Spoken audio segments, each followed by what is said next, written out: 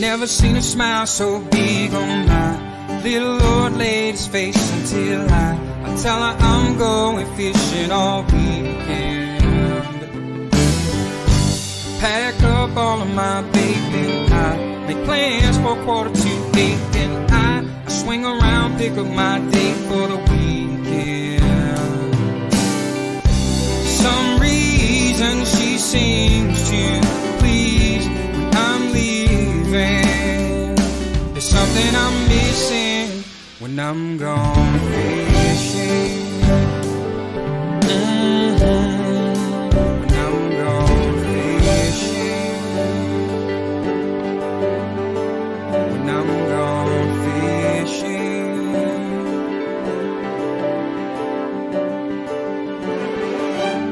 Yeah, baby. Yes, sir.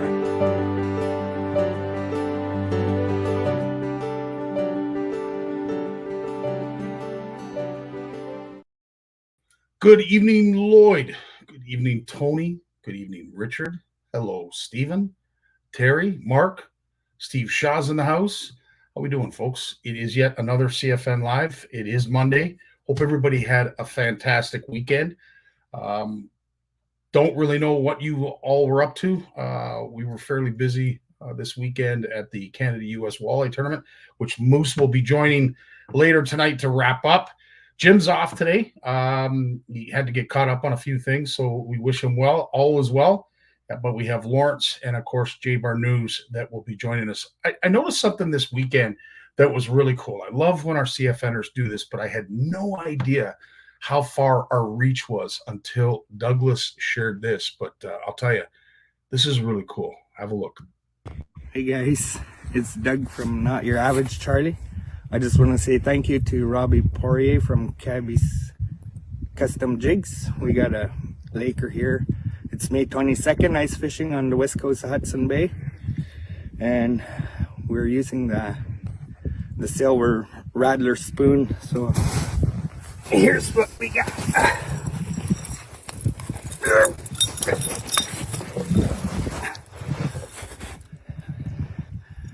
Check out Cabby's Custom Jigs and get yourself a laker like that. Thank you. And that's how it's done. That's as easy as it is. And I want to thank Doug for doing that all the way up in Nunavut. And he was able to catch that incredible fish. It's amazing to think that folks are still ice fishing, but I know some of our Western CFNers were dealing with some snow and some hail last week. So I guess it's not that hard to fathom with you folks, but for us here that are dealing with thunderstorms, tornado warnings, and all kinds of crap in central and southern Ontario, it's just cool to see what the rest of the country is still doing when it comes to fishing. So thanks to that. Erica's in the house. How you doing, Erica? Yeah, Mark, that was a big boy. That was a really big lake trout. They grow them big up in Hudson Bay. Larry, we didn't get to your edit on Wednesday. I sincerely apologize. Keep an eye out this Wednesday. I guarantee you will see that walleye that you shared with us. Steve, nice to see you got the boat out finally. Fantastic. I didn't get to see any pics, but I'm sure there are a bunch. Eve, what's up, dude? Nice to see you. Sparkus is in the house. It is always a pleasure, folks, to have time to spend with you and to share some news, some highlights, and just recap the week's events. As I mentioned, Jim is off this week. Lawrence and Jay will be joining us and Moose at the end to wrap up what was the Canada-US Walleye Tournament this past weekend. Next Monday, we invite Yvonne Brown back. It is going to be ladies' night, and the president of OWA, Yvonne, is going to be joining us with a special guest. So we look forward to that. Always a pleasure to have Yvonne in the house because, needless to say, we love our ladies' events.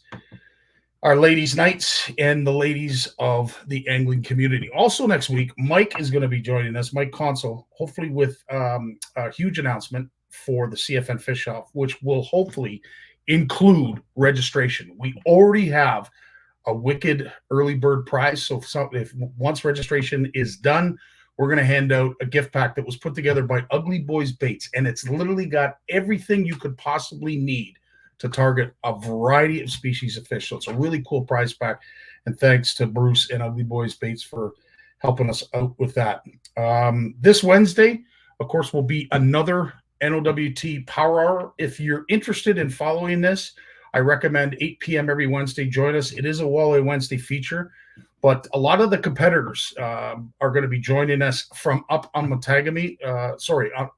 On the grounds of Matagami, where the event's going to be held this coming weekend, which I will be there. Of course, our guest hosts Nick and Danny will be competing, and we'll be introducing special guests Jesse and Francis Deschamplain, who will be joining us, as I said, from Matagami, MFN Fishing. It's the first event of the NOWT Trail. And as I said, it's a cool power hour that we put together. And I'm really proud of what Nick, Danny, and the rest of the NOWT have been able to do to put this together, because it's a lot of fun doing it. Next gen, I have to get to this. Of course, we will be posting right after this live. I know I said it last week, but there was a certain picture that I was waiting for.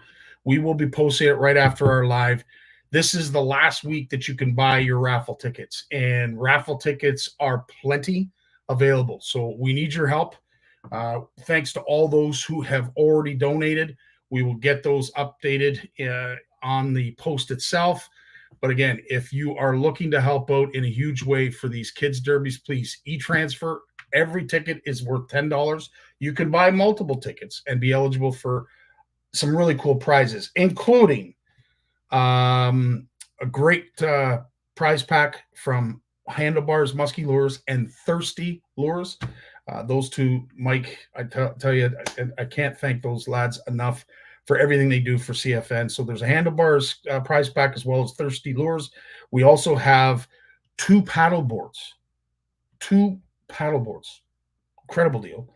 Plus an electric bike. And the post that I'll be making tonight will be some prints that will be made available. Some really cool wildlife prints, nice size, what have you. So as I said, if you are interested in helping out with Next Gen, please, we need all the help we can get. So I'll make that post right after our live. And if you can spare $10, we'd really appreciate it, because as I said, it's going to go to some really cool kids that are going to have a great day. Speaking of great kids and great events, I want to thank Daryl Doucette for representing CFN down at 50 Point Marina. There was a great kids derby that is it's become an annual derby. Michelle Jacob and Adam Avery from Fanatic Fishing Charters also were there to help. They take kids out. It's a big brothers, big sisters event. And here's just a couple shots. This is the group. They all go out. They all do some fishing. Unfortunately, the weather made it difficult for them to go out for salmon, so they decided to flip the gears and go out for walleye on Erie. A lot of great fish were caught. Lots of smiles were shared. And, of course, there's lots of great memories that will last until next year when they do it all again. Thanks again to Daryl for representing, hanging up our banner, and, of course, giving out some goodies on behalf of CFN. But it's great to see these kids' events going on. It was also this past weekend's Peter Larmond Kids Derby. I know I got that wrong, that last name wrong, Peter. I sincerely apologize. He does this every year. He's been doing it for 18 years. I'm pretty sure Big Jim was there on the weekend as well. But great kids derby, lots of fun, and it's great to see events like this going on. So Peter, of course, Michelle, Daryl, and everybody that's involved with those events that went on this past weekend, kudos to you. We need more of that in our lives. This world needs a lot more positivity, and I'll tell you, we can't thank you folks enough for all you do. Also, not to mention Horwood Lake Lodge, completely full for our CFN 6th annual CFN retreat. And I'm really excited. This is really the highlight, one of the highlights for the summer. Really look forward to spending some time up there so we can have days like this.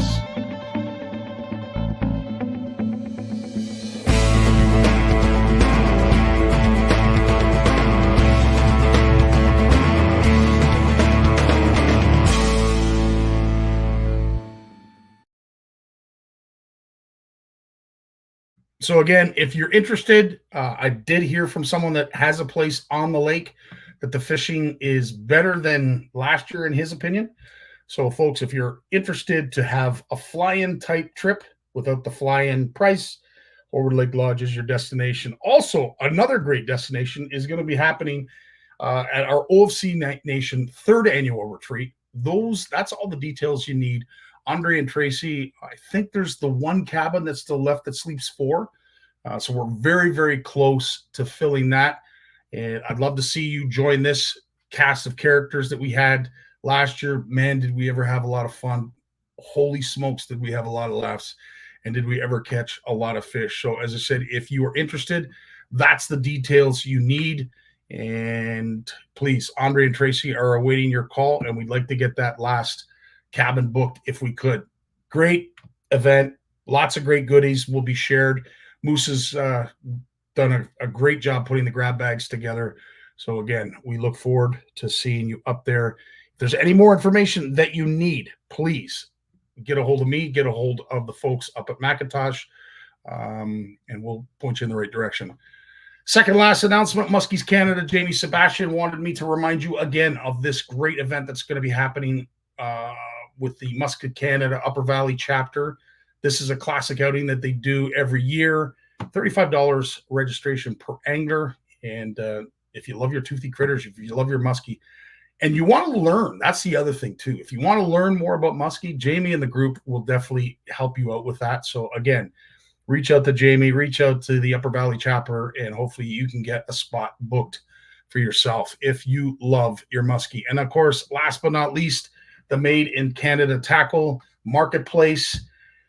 There's we're about I think 2/3 full now when it comes to vendors. So if you're interested, please reach out to the webpage below or reach out to Brad or myself. Again, there's another show I believe that's running on the same day that's touting themselves as the Made in Canada Tackle Show and what have you. I don't want to get too much into what he's doing, that gentleman, but needless to say, this event, it gives back in a lot of ways. We managed to help sponsor a kid for Mike Sklad's Fishing Frenzy, not to mention all the rods that we're buying for various kids derbies that go on, charters. The list goes on and on. But again, we'd love to have you there. That's all I'm going to say. Love to have you there. Again, it's going to be September 22nd, 9 to 3. There is going to be a setup day the day prior, and it'll be more of a social. We're going to have a barbecue. We're going to hand out some food. So it's going to be a good time. Looking forward to it, as we always do. Love to get the Canadian fishing community and industry together. That is our MO. Speaking of MO, we got Lawrence Gunther coming up right after a word from our sponsor.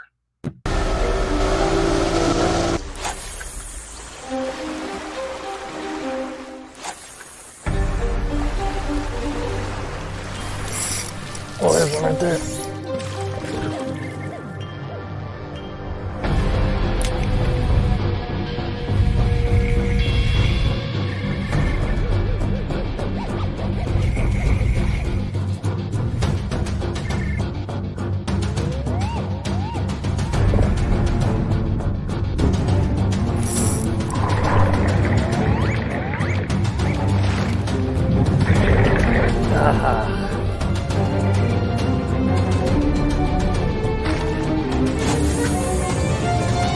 That's a good one too.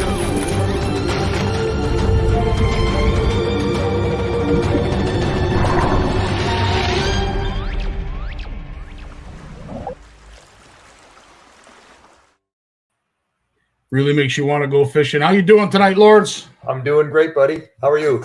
Oh, buddy, I tell you, it's been a great couple of days. It was nice to get a bit of a rest yesterday. Had lots still to do. We're still getting ready for our kids event for Next Gen, which is going to be coming up in Keswick soon. So yeah, lots happening, lots going on, and I know there's lots going on in your world too, including which I hope is an update of your research center. Oh yes, for sure. Sometimes it's 2 steps forward, 1 step back, right? Just when you think you're making progress on the research station itself, it's a 1,700 square foot cabin built in 1997, and from all appearances, it looked good. We had inspectors go through it before we bought the building, and but there was some question marks, because once a cabin's been sitting for a little bit unused, it doesn't take long for the critters to get in there, right? Well, 100%. Are you dealing with mice? What's your biggest? Mice, red squirrels. Oh. Wow. Wow. Oh yeah, the dogs were going crazy on the weekend. We were pulling off some siding to do some window exchanges, and sure enough, there's a family of 5 red squirrels hiding in my wall. Oh, boy. Where's cousin Eddie? He eats those darn things. Yeah, really. My guide dog would. No, I've always been known to have the worst trained guide dogs in the world, and it's not true. They all come to me perfectly trained as guide dogs for the blind, right? It's what I do to them afterwards. I let them become doggy, like they still have to guide, and they know that. They know that when the harness slaps on them, and cinches around their chest, it's time to go to work. No more chasing squirrels or rabbits or anything like that. But when the harness is off, man, you should see this black streak shooting across the lawn chasing these little red squirrels. Manny's, you know what? Manny's had issues with them too. I heard they like to bite brake lines. I will say this. Oh boy. One of the most wasted trips I've ever had was not checking my gas line. Ran up to the point of barrel with 2 other people on a day that you probably shouldn't have gone out just because there was lots of snow. It was an ugly, ugly day, only to get about 300 feet from the dock to find out a squirrel had chewed through my fuel line. Oh no. Made for a very, very short trip. Didn't have any extra plastic, couldn't rejoin it, put a coupling in, nothing. So I know that they are menacing and they chew everything. I've been told there's a remedy that you can lather something on. I'm not sure what it is. Do you know? No, but I have heard that a lot of the coating on wiring, et cetera, is soya based, and the animals just take to it, And so it's problematic. Like you hear about that all over North America. There's squirrels and rats and mice chewing through wiring harnesses, and it's when they're hungry, they'll eat anything, and it could be that something just dribbled on it, like a little bit of antifreeze, right? Made a little bit sweet or something that give it a little interesting smell, and they go and taste it. Yeah, like apple bitter. I'm surprised that apple bitter wouldn't encourage them to eat it, being fruit based. But what you're saying is sweet. They're not interested in sweet. I have no idea. You have to think like a squirrel, right? And I'm not qualified. Well, nor am I. Have you seen me lately? Oh, that's a terrible joke. I shouldn't have said that. I felt you. I'm getting you hugs. Okay, easy, Lord. You're not supposed to say that either. Anyways, it's all going well. It's all going well. We got the accessible dock system. I think we're going to be the first in Canada to have a fully accessible dock system. And I've looked at some of the American standards around accessible docks, for people with wheelchairs. Last thing you want is a one wheel on a 4-wheeled wheelchair slipping off the edge of the dock, because it's boom, right? And if you're strapped to that wheelchair in any way whatsoever, doesn't matter if you got a flotation device on, you going down. Absolutely. So we're taking all that into consideration. Solar systems, propane, we're off grid, so that's all in the works. And bunkies are being built. We have 2 ready to come on. They'll sleep between 5 and 6 people each. They're insulated. I wanted them insulated. They're 16 by 10, and then they have a 5-foot by 10-foot wide screened-in porch on the front. Just to keep the insects from getting into the cabin and give you a place to sort of sit when it's raining and you're in between projects, kind of thing. Yeah. So lots of. I'll tell you, man, I try not to think too far ahead because it just gets overwhelming. We're in full implementation. It's one day at a time. Just like, okay, what are we doing?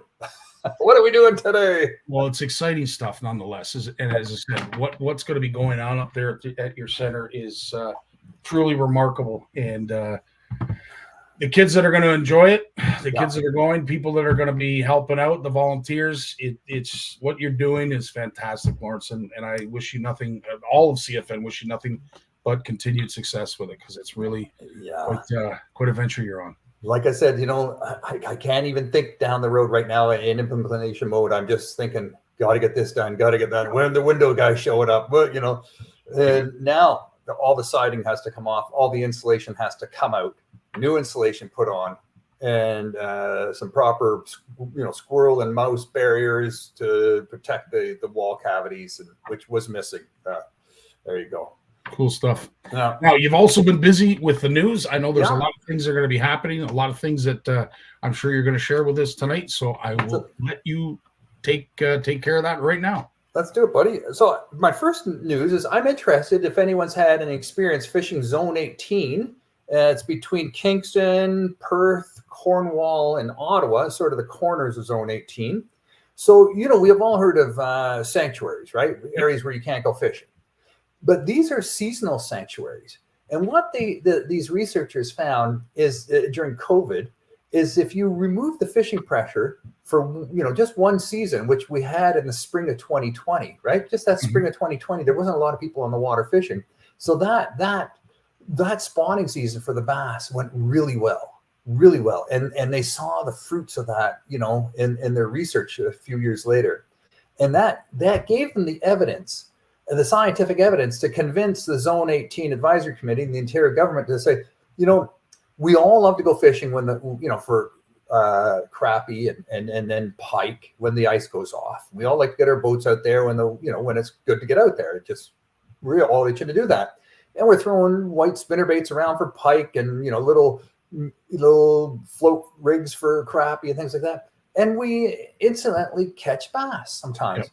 Yeah. And just that brief instant of removing bass from the nest when they're guarding the nest, and a bunch of panfish move in, and if they take more than half the eggs or half the fry, the male bass will go back, see the damage, and just swim away. Dejected. They won't take care of the other half of the eggs or the fry, and as a result, you just have a lot less recruitment going into it because of these incidental catches. So they're saying that, look, we know, you study some lakes, where the majority of the bass nests are every season. So just draw a circle around those areas on the lake and say, look, everywhere else on the lake, go fish your heart out in the spring. But these 1-2 areas on this lake is a seasonal sanctuary. It'll be up July 1st, depending on the lake. And then the fishing is wide open. The whole lake's opened up, right? Mm-hmm. Just for 6 weeks or 8 weeks or so. And, the Zone 18 Advisory Committee got on board with this. And they say by just taking the simple action, the quality of the fishing could quadruple, not double, but become 4 times better. 4 times better, just because of the recruitment opportunity. And so I think it's a little bit of pain for a lot of gain down the road, and we'll see. But it'd be interesting to hear if people heard about this, or people are following this, or people are paying attention to it, or hearing people who just don't care and are fishing there anyways. Anyways, so it's just, if you have some information, let me know. And I think Steve Shosh, correct me if I'm wrong, Steve, but you shared a video, or maybe it was Richard Dunlop, shared a video of these sanctuaries that you're speaking of. They're now posted signs. Mm-hmm. And if it's going to have a positive effect on, the fishery itself, I'm all for it. It's something that it has to be policed, obviously. And we have to get the word out, because, just posting a sign on a tree isn't going to necessarily tell everybody what they need to know. But I've often thought that perhaps that's what's been lacking maybe in some of our fisheries or sanctuary areas. I know for walleye, it's a big thing, because once they're hatched and they can identify where the spawning beds are, those fry, they don't usually travel too far. But the problem is they're in that first foot of the water column. So whether you've got a trolling motor or a regular outboard, or, you're paddling with a kayak, sometimes you're going to do adverse effects to those young fry, and you don't even realize it. So sanctuary areas are, I like the concept of them if they're policed, and which is tough to do, and if folks actually know that they exist. So that's great. Yeah. Good news. Well, Murphy's Point on Big Rito Lake, that's been a sanctuary for forever. Charleston Lakes had some sanctuaries. Those are well-known sanctuaries, and I fish those lakes a lot. I think people really respect those. Anglers, you never hear about anglers being caught in there fishing.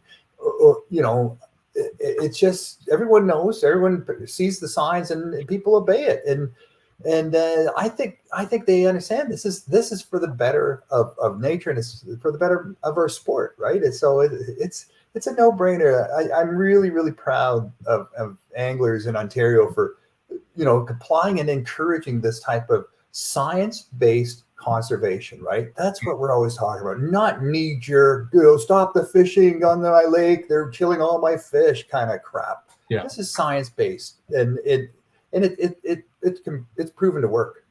Yeah, absolutely. As Manny said, listen to the rules.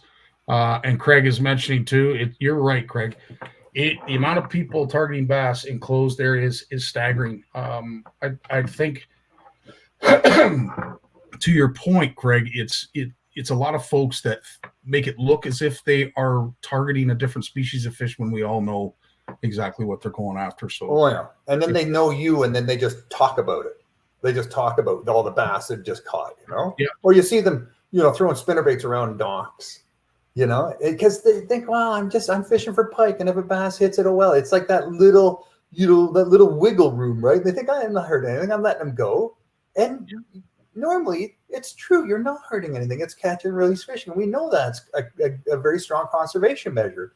But what we're learning in this case, where you have bass living side by side with a whole bunch of aggressive panfish, it's really problematic. So this is sort of new information. The scientists figured this out, through a lot of serious research over many years, and now they figured out a solution for us, and with the angler in mind. And I think hats off, man, to them. I think they've done a good job. Let's see if it works. 100%. Mark Wolf, Joe Vitani says, Mark Wolf and I have fished the French River. It's crazy having bass open while they are still spawning, but I hear it takes some of the stress off the walleye. Is this correct? They also took away the slot size on bass. The answer to your question is, Joe, 100%. That was the whole reason they did it, was to take some of the pressure off the walleye and give anglers a few more species, or at least one anyway, to target. But yeah, great question, Joe. And that's exactly why they did what they did. Nipissing's too, right? Nipissing as well. They open up the bass season almost year round there. And because they wanted to take the pressure off the walleye, they said, look, everyone comes to Nipissing to catch the walleye. And the bass fishing is extraordinary, but it's not something people think about. So, it's all about marketing, and it's all about, reducing pressure and that pressure points. And, I think we can do better, though. I think, when I talk to the OM&R people about that decision to throw the bass season wide open on Nipissing, and we talked about this before, it's the lesser of two evils. And the bass can withstand it, but for how long can bass withstand, seasonal year-round fishing and harvesting, and just to undo the pressure and the overfishing that's happening on the walleye, right? It's completely agree. I mean, Horwood is a perfect example. You've got smallies that are not native to that body of water that are now starting to, I don't want to say overpopulate, but they are becoming huge in numbers. And as we all know, smallmouth, they are a dominant species, and they don't really like to have too many other species around them. So what that is eventually going to do to the walleye and maybe the pike, it'll be interesting to see. But needless to say, as I said, if you like smallie fishing, Horwood is becoming a place that you might want to go, because there is a good population and decent smallies too. So, anyway, not just a half, 3/4 pounders kind of thing. Right. Yeah, there's some decent smallies in that lake. So yeah. I digress. I'd say eat those smallies, man, because they're good. Like open water smallmouth bass and fresh, clear water, they they are fine eating fish. And, shoot me if you want, but I'm not talking about eating the 5-6 pounders out of the St. Lawrence or places like that. I'm talking about, when you see schools of 1 pounders, they can stand to be harvested a little bit. There's no doubt about it. I think one of the biggest complaints for smallmouth is just the taste. It does have a gamey taste, bass, but there are ways you can get rid of that. Oh, for sure. Look at all these breadings and, breadings.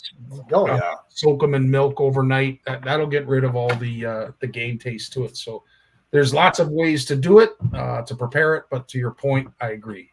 Perhaps a few more on the skillet wouldn't be such a bad idea. Here's something you didn't want to get on your skillet.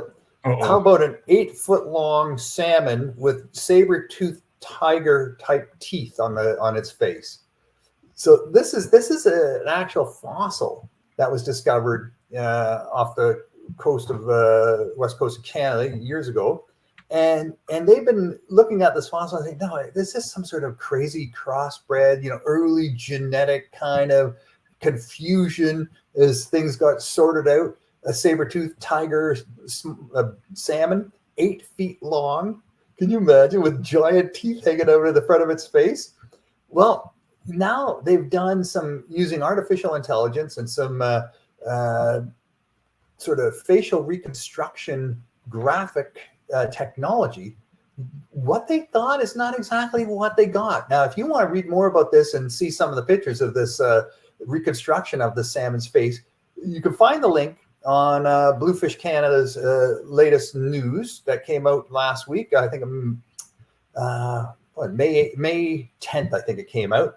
Misstated, but let me know and I can share a link with you, or visit the Bluefish Canada site and there's a link right there, and check it out for yourself. But an 8-foot-long salmon with saber-toothed teeth, just bizarre. And I'm sorry, where was it caught? Or is this a Frankenfish or make believe, a meme? What?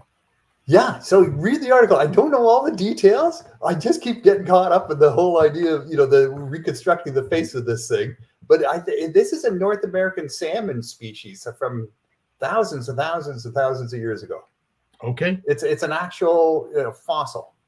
All right. Well, you know what? Yes, we could share the link, Manny, to get to Bluefish Radio. But you could go over to the website too, Bluefish Canada. Bluefish Canada. Yeah, it should be up there now. It should be up. I know my web person was off for a little bit, so just check back. I'll check back. I should have checked. Oh, Ed's saying it's a fossil. Oh, it's a fossil, but they've done facial reconstruction using computer software. They've reconstructed the look, the actual face now, and that gives you a much better look of what this thing looks like. Okay, all right, good. Because it's not something you're swimming around with. We're finding megalodon teeth still, and there's some that would suggest there's still megalodon running around. So this megalodon, I can't handle that. My son won't swim in the ocean anymore. I already don't swim in the ocean, and now you're telling me there's a 7-foot salmon running around with teeth? Yeah, I'm out. All right, what do we got here? Echo Lake in Manitoba, talking with smallmouth bass, right? You got another situation, here's another lake that's been planted with smallmouth bass, and it's problematic. So this is happening across Canada, right? Smallmouth bass can't fly. They can't, catch rides in our, waders and our live wells easily, without us knowing about it.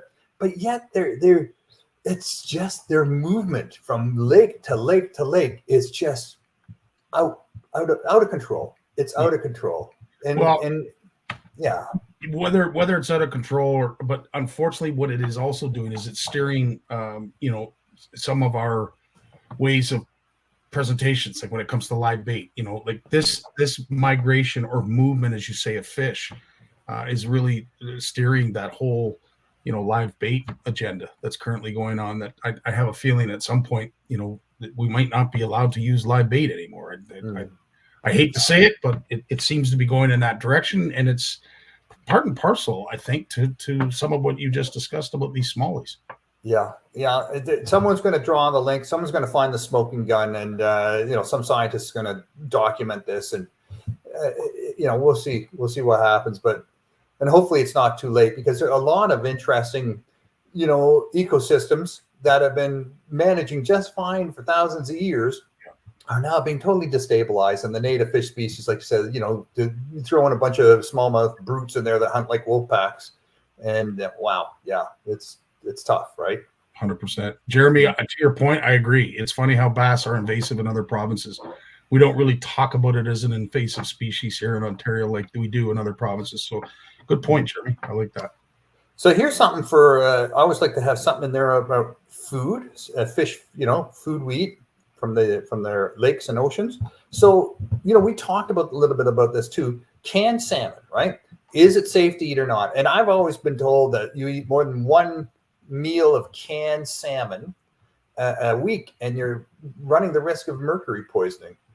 And so some scientists looked into this and they said, yeah, there are higher levels of mercury in swordfish and bluefin tuna, but that's not what you were getting into the cans, right? We're not getting that in the canned salmon.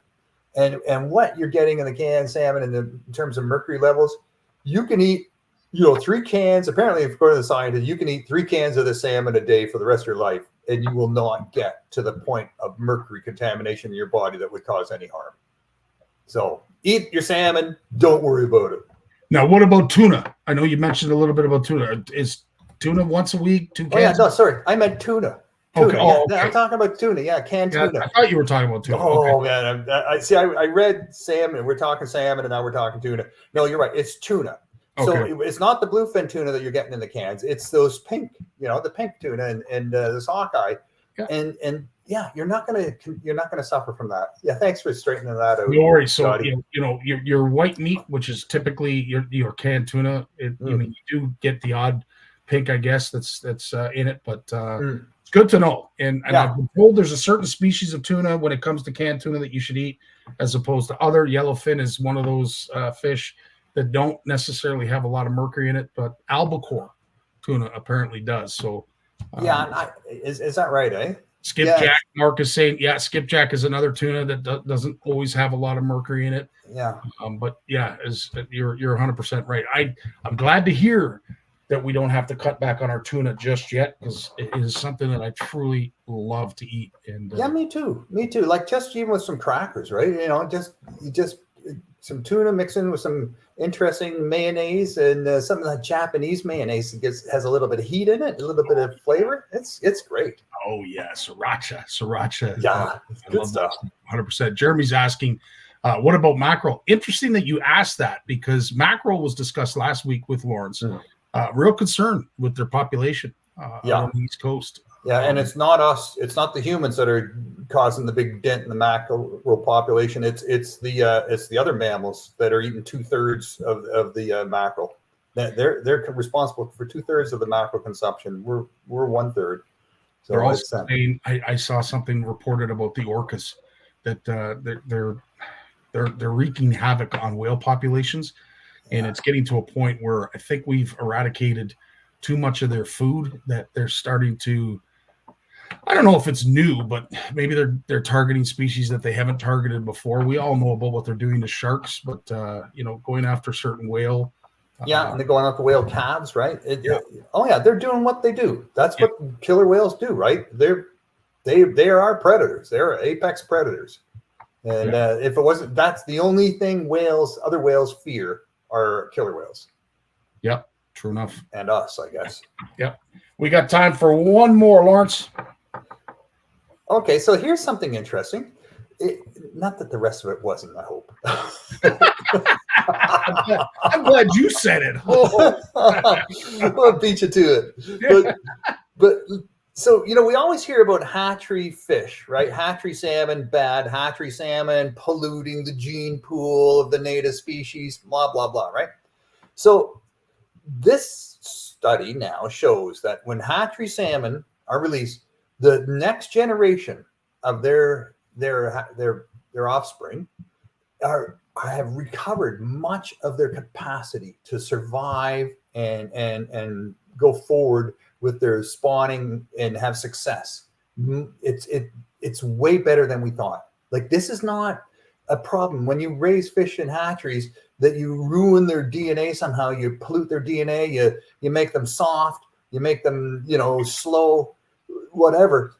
these fish bounce back pretty quick. And it reminds me of this conversation I had with a scientist here, and I've had her on the podcast. She was one of my very first guests on Bluefish Radio 10 years ago.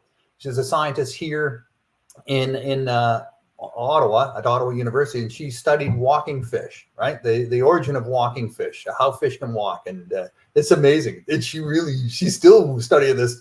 10 years later, I saw her again, and I recorded her again, and my daughter met her, and she's still researching walking fish. But all this to say, it's the DNA is plasticity. DNA doesn't change, but our capacity to adjust and call on aspects of our DNA to fit the new environment. And then if the environment changes, we can call on other aspects of our DNA within our lifespan to reshape ourselves to fit a new environment, right? So we're in the cold, we're eating a certain type of food, our DNA responds and we become a certain body shape. Or we go into the south where it's hot and it's in that wholly different type of food, our body will adjust again and fit that environment. We don't just stay the same or die because we're not a good fit. And this is the same with wild creatures. They have a lot of what they call plasticity. They're bendable, they're moldable.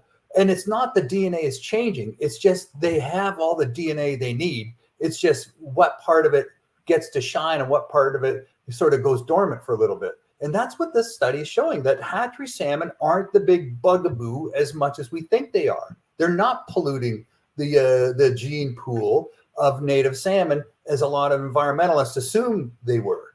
So yeah, take it all with a grain of salt. Interesting, really interesting. Manny's sharing with us something too that was interesting, that unfortunately I think we all probably saw it, or most of us saw it, about the gentleman who caught a sturgeon in Port Dalhousie. He held it out of the water. He was holding it with the gills, and unfortunately wasn't getting a lot of guidance from folks on the dock. But again, what we need to take into consideration is the wow factor, right? I mean, you're catching a big sturgeon. He's probably never caught one of those before. And, he was excited, and everybody around him was equally as excited. So the only thing, unfortunately, is, he broke a few rules, and it is what it is. But I want to take us back for just a second, because there's a gentleman that put a picture in our inbox. And unfortunately, because we have had to instill certain fish handling requirements when it comes to posting edits, videos like that sturgeon, we just can't post, because unfortunately it's not teaching the masses. And we don't, as Steve says, we educate, not humiliate. So I don't want to post something that people are going to get a lot of flack. But I think this is a great opportunity, as Steve has just mentioned. Again, it's our MO here at CFN is to educate folks, not humiliate them for doing wrong. Because again, there's the wow factor, right? And we deal with it every year with the CFN fish on. You catch a species or a personal best, you're excited, you're shaking, you're not necessarily thinking straight. And of course, in a situation like that, poor lad was catching that sturgeon, there was a few things that he could have done better. And that's where folks need to step in and help out. But not make an example out of them by tar and feathering them necessarily, right? You educate. You don't humiliate. I totally agree, Scotty. I mean, there's some cases where habitual offenders need to be slapped down, right? Because they know better, and it's not ignorance. It's just plain. They don't give a shit, and that's where you need a different approach. This podcast and every podcast that we do every Monday with Lawrence is available on Bluefish Radio. Please head over there and catch up on some of the ones that you've missed, or some of the new ones that Lawrence has posted. As always, Lawrence, our time flies here every Monday, but we thank you nonetheless for showing up and spending some time with us and sharing some news that we didn't know. Thanks, Scotty, and keep up the great fishing, my friend. I hear you were really doing a tremendous job with Moose on the weekend. Good. Moose is gonna, he'll wrap it up with us, but the pressure was on. Moose laid it on me hard, and I will say I was really excited to be able to perform to a certain extent. We didn't win, but we did really well. We placed really well, so I'm really proud of where we were at. Cool, buddy. Cool. That's great. I mean, you and Moose together, rocking it, man. That's so cool. That's for another show. Yeah, we do have a lot of fun together, man. I tell you, it is a lot of fun to be out in the water with Moose. Nice, man. Lawrence, you have yourself a great week, man. We'll see you back here next Monday, and keep up the great work, dude. Thanks, buddy. Right on. We got Jason Barnucz coming up right after a word from his sponsor. Want to know the difference between power bait and other soft plastics? Ask the fish. Berkeley scientists have thousands of flavors tested on thousands of fish. Natural, man-made. Every bait that's ever hit the water. No matter the shape, size, or color, power bait is the only one that is scientifically proven. Fish bite and will not let go. J-Dog's in the house. How you doing, Jay? Good, Scotty. How are you doing? Good, buddy. We missed you last week. How did Steph do in soccer? Oh, it's been a long week. She actually got injured in the game. Oh no! So she's wearing a boot, like a boot cast, and she was a little swollen on her ankle for a couple days, and then we took her to emerge last Wednesday, and she's got to go see an orthopedic surgeon on Friday this week. What did she do? So she has what's called a buckle fracture, and it's some sort of mild fracture. It's part of her foot plate, and she's going to see a orthopedic surgeon because of her age, and she hasn't finished growing yet. So it was a rough game. The Delhi girls played against a team from somewhere in Brant County, and those other girls wrote for blood. I was trying to coach her afterwards about Dad's rugby playing days and how I would counteract what she got, if you know what I'm saying. But yeah, that doesn't always go over well with Heather when I try to. It's like, Stephanie, when they step on you like that, you do this, and then you do one of these, and then so. Anyways, I gotta tell you, I will digress for just a second. Yeah. I'll tell you a very funny story along the same lines. Thankfully, my boys aren't here, but when I first got the cell phone, and they may have just got their phones too. They were playing, AAA down in the GTHL. Yeah. And there was a player that my younger son played with and never really got along with him too well. And then all of a sudden they were on opposite teams. So I text Jake, and I was making it sound like I was that player. Right. I'm talking all kinds of smack and what have you. Anyway, I come home, and my oldest boy, who's more of the physical hockey player, it was a proud moment because I walk into the solarium, and there is Jordan, my oldest boy, teaching Jake how to fight. Oh boy.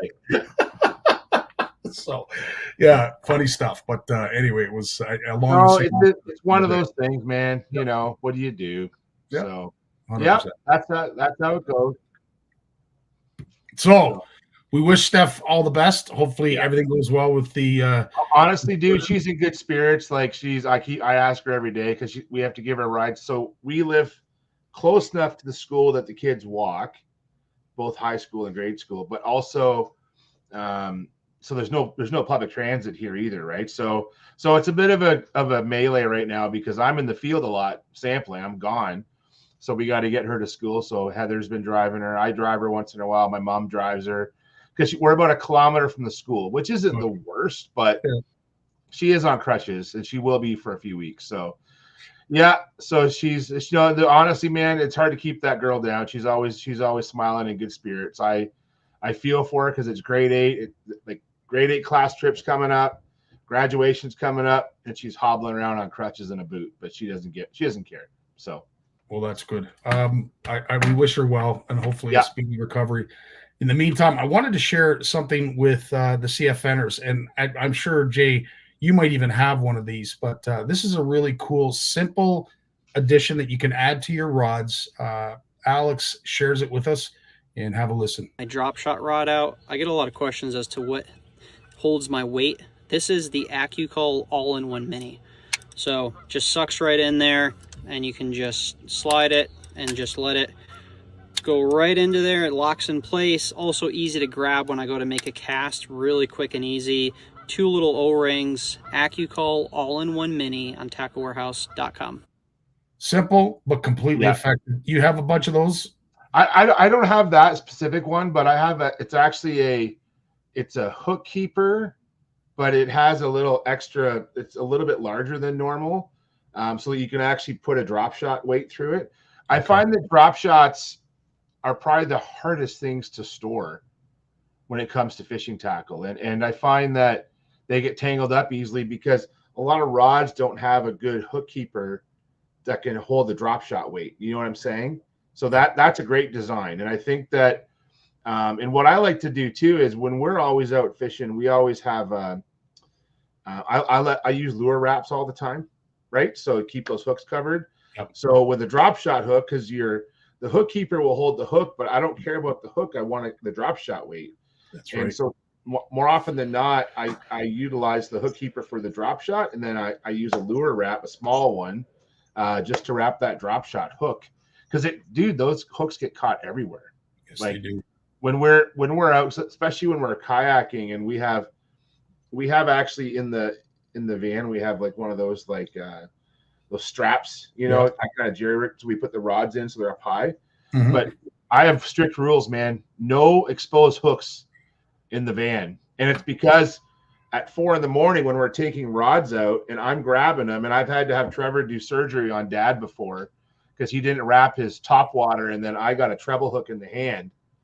And it's like, you got to pull it out, dude. And so that couple of surgeries on Dad, he's learned to wrap his own hooks because he gets tired of pulling hooks out of my hand.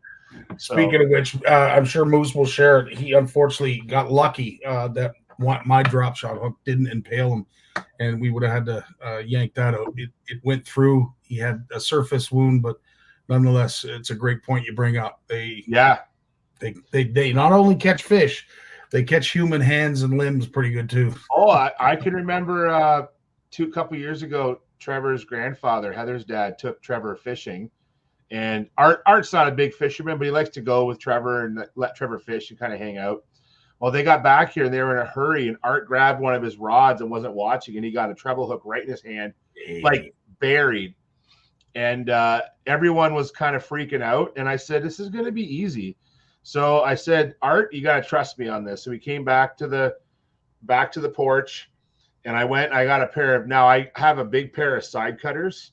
So I just took those. They're really big, of course, and I cut the hook off first, right? And so off the lure, and then I did the braided line trick, Yep. Mm-hmm. And the trick to the braided line trick, if anyone wants to look it up on YouTube, it's a great way to get especially small treble hooks. The trick though is when you say to your patient, "We're going on 3," I usually go on about 1 or 2. You do not wait till 3. You got to bluff him a little bit, right? So that's that. I find that work. And to this day, he talks about it. He goes, I can't believe we didn't have to go to the hospital for that. And I said, no. I was getting it out. So, well, Brad Norris from Pow Castings, he can relate because it happened to him at our OFC Nation retreat. Same exact situation. Yeah. And he said, you don't have to count the 3. So I started 3, 2. He said, you don't have to count. And I yanked it. Yeah. It's a very effective method because unfortunately when folks know 1 or 0 or whatever, and they're anticipating, it becomes more difficult. They tense up and sometimes you miss and it can get even worse. So I know. I agree. Oh, George, stop. At least spell it right, would you? Come on, buddy. Manny was asking when it comes to braid and fluorocarbon. It was way up in the comments earlier.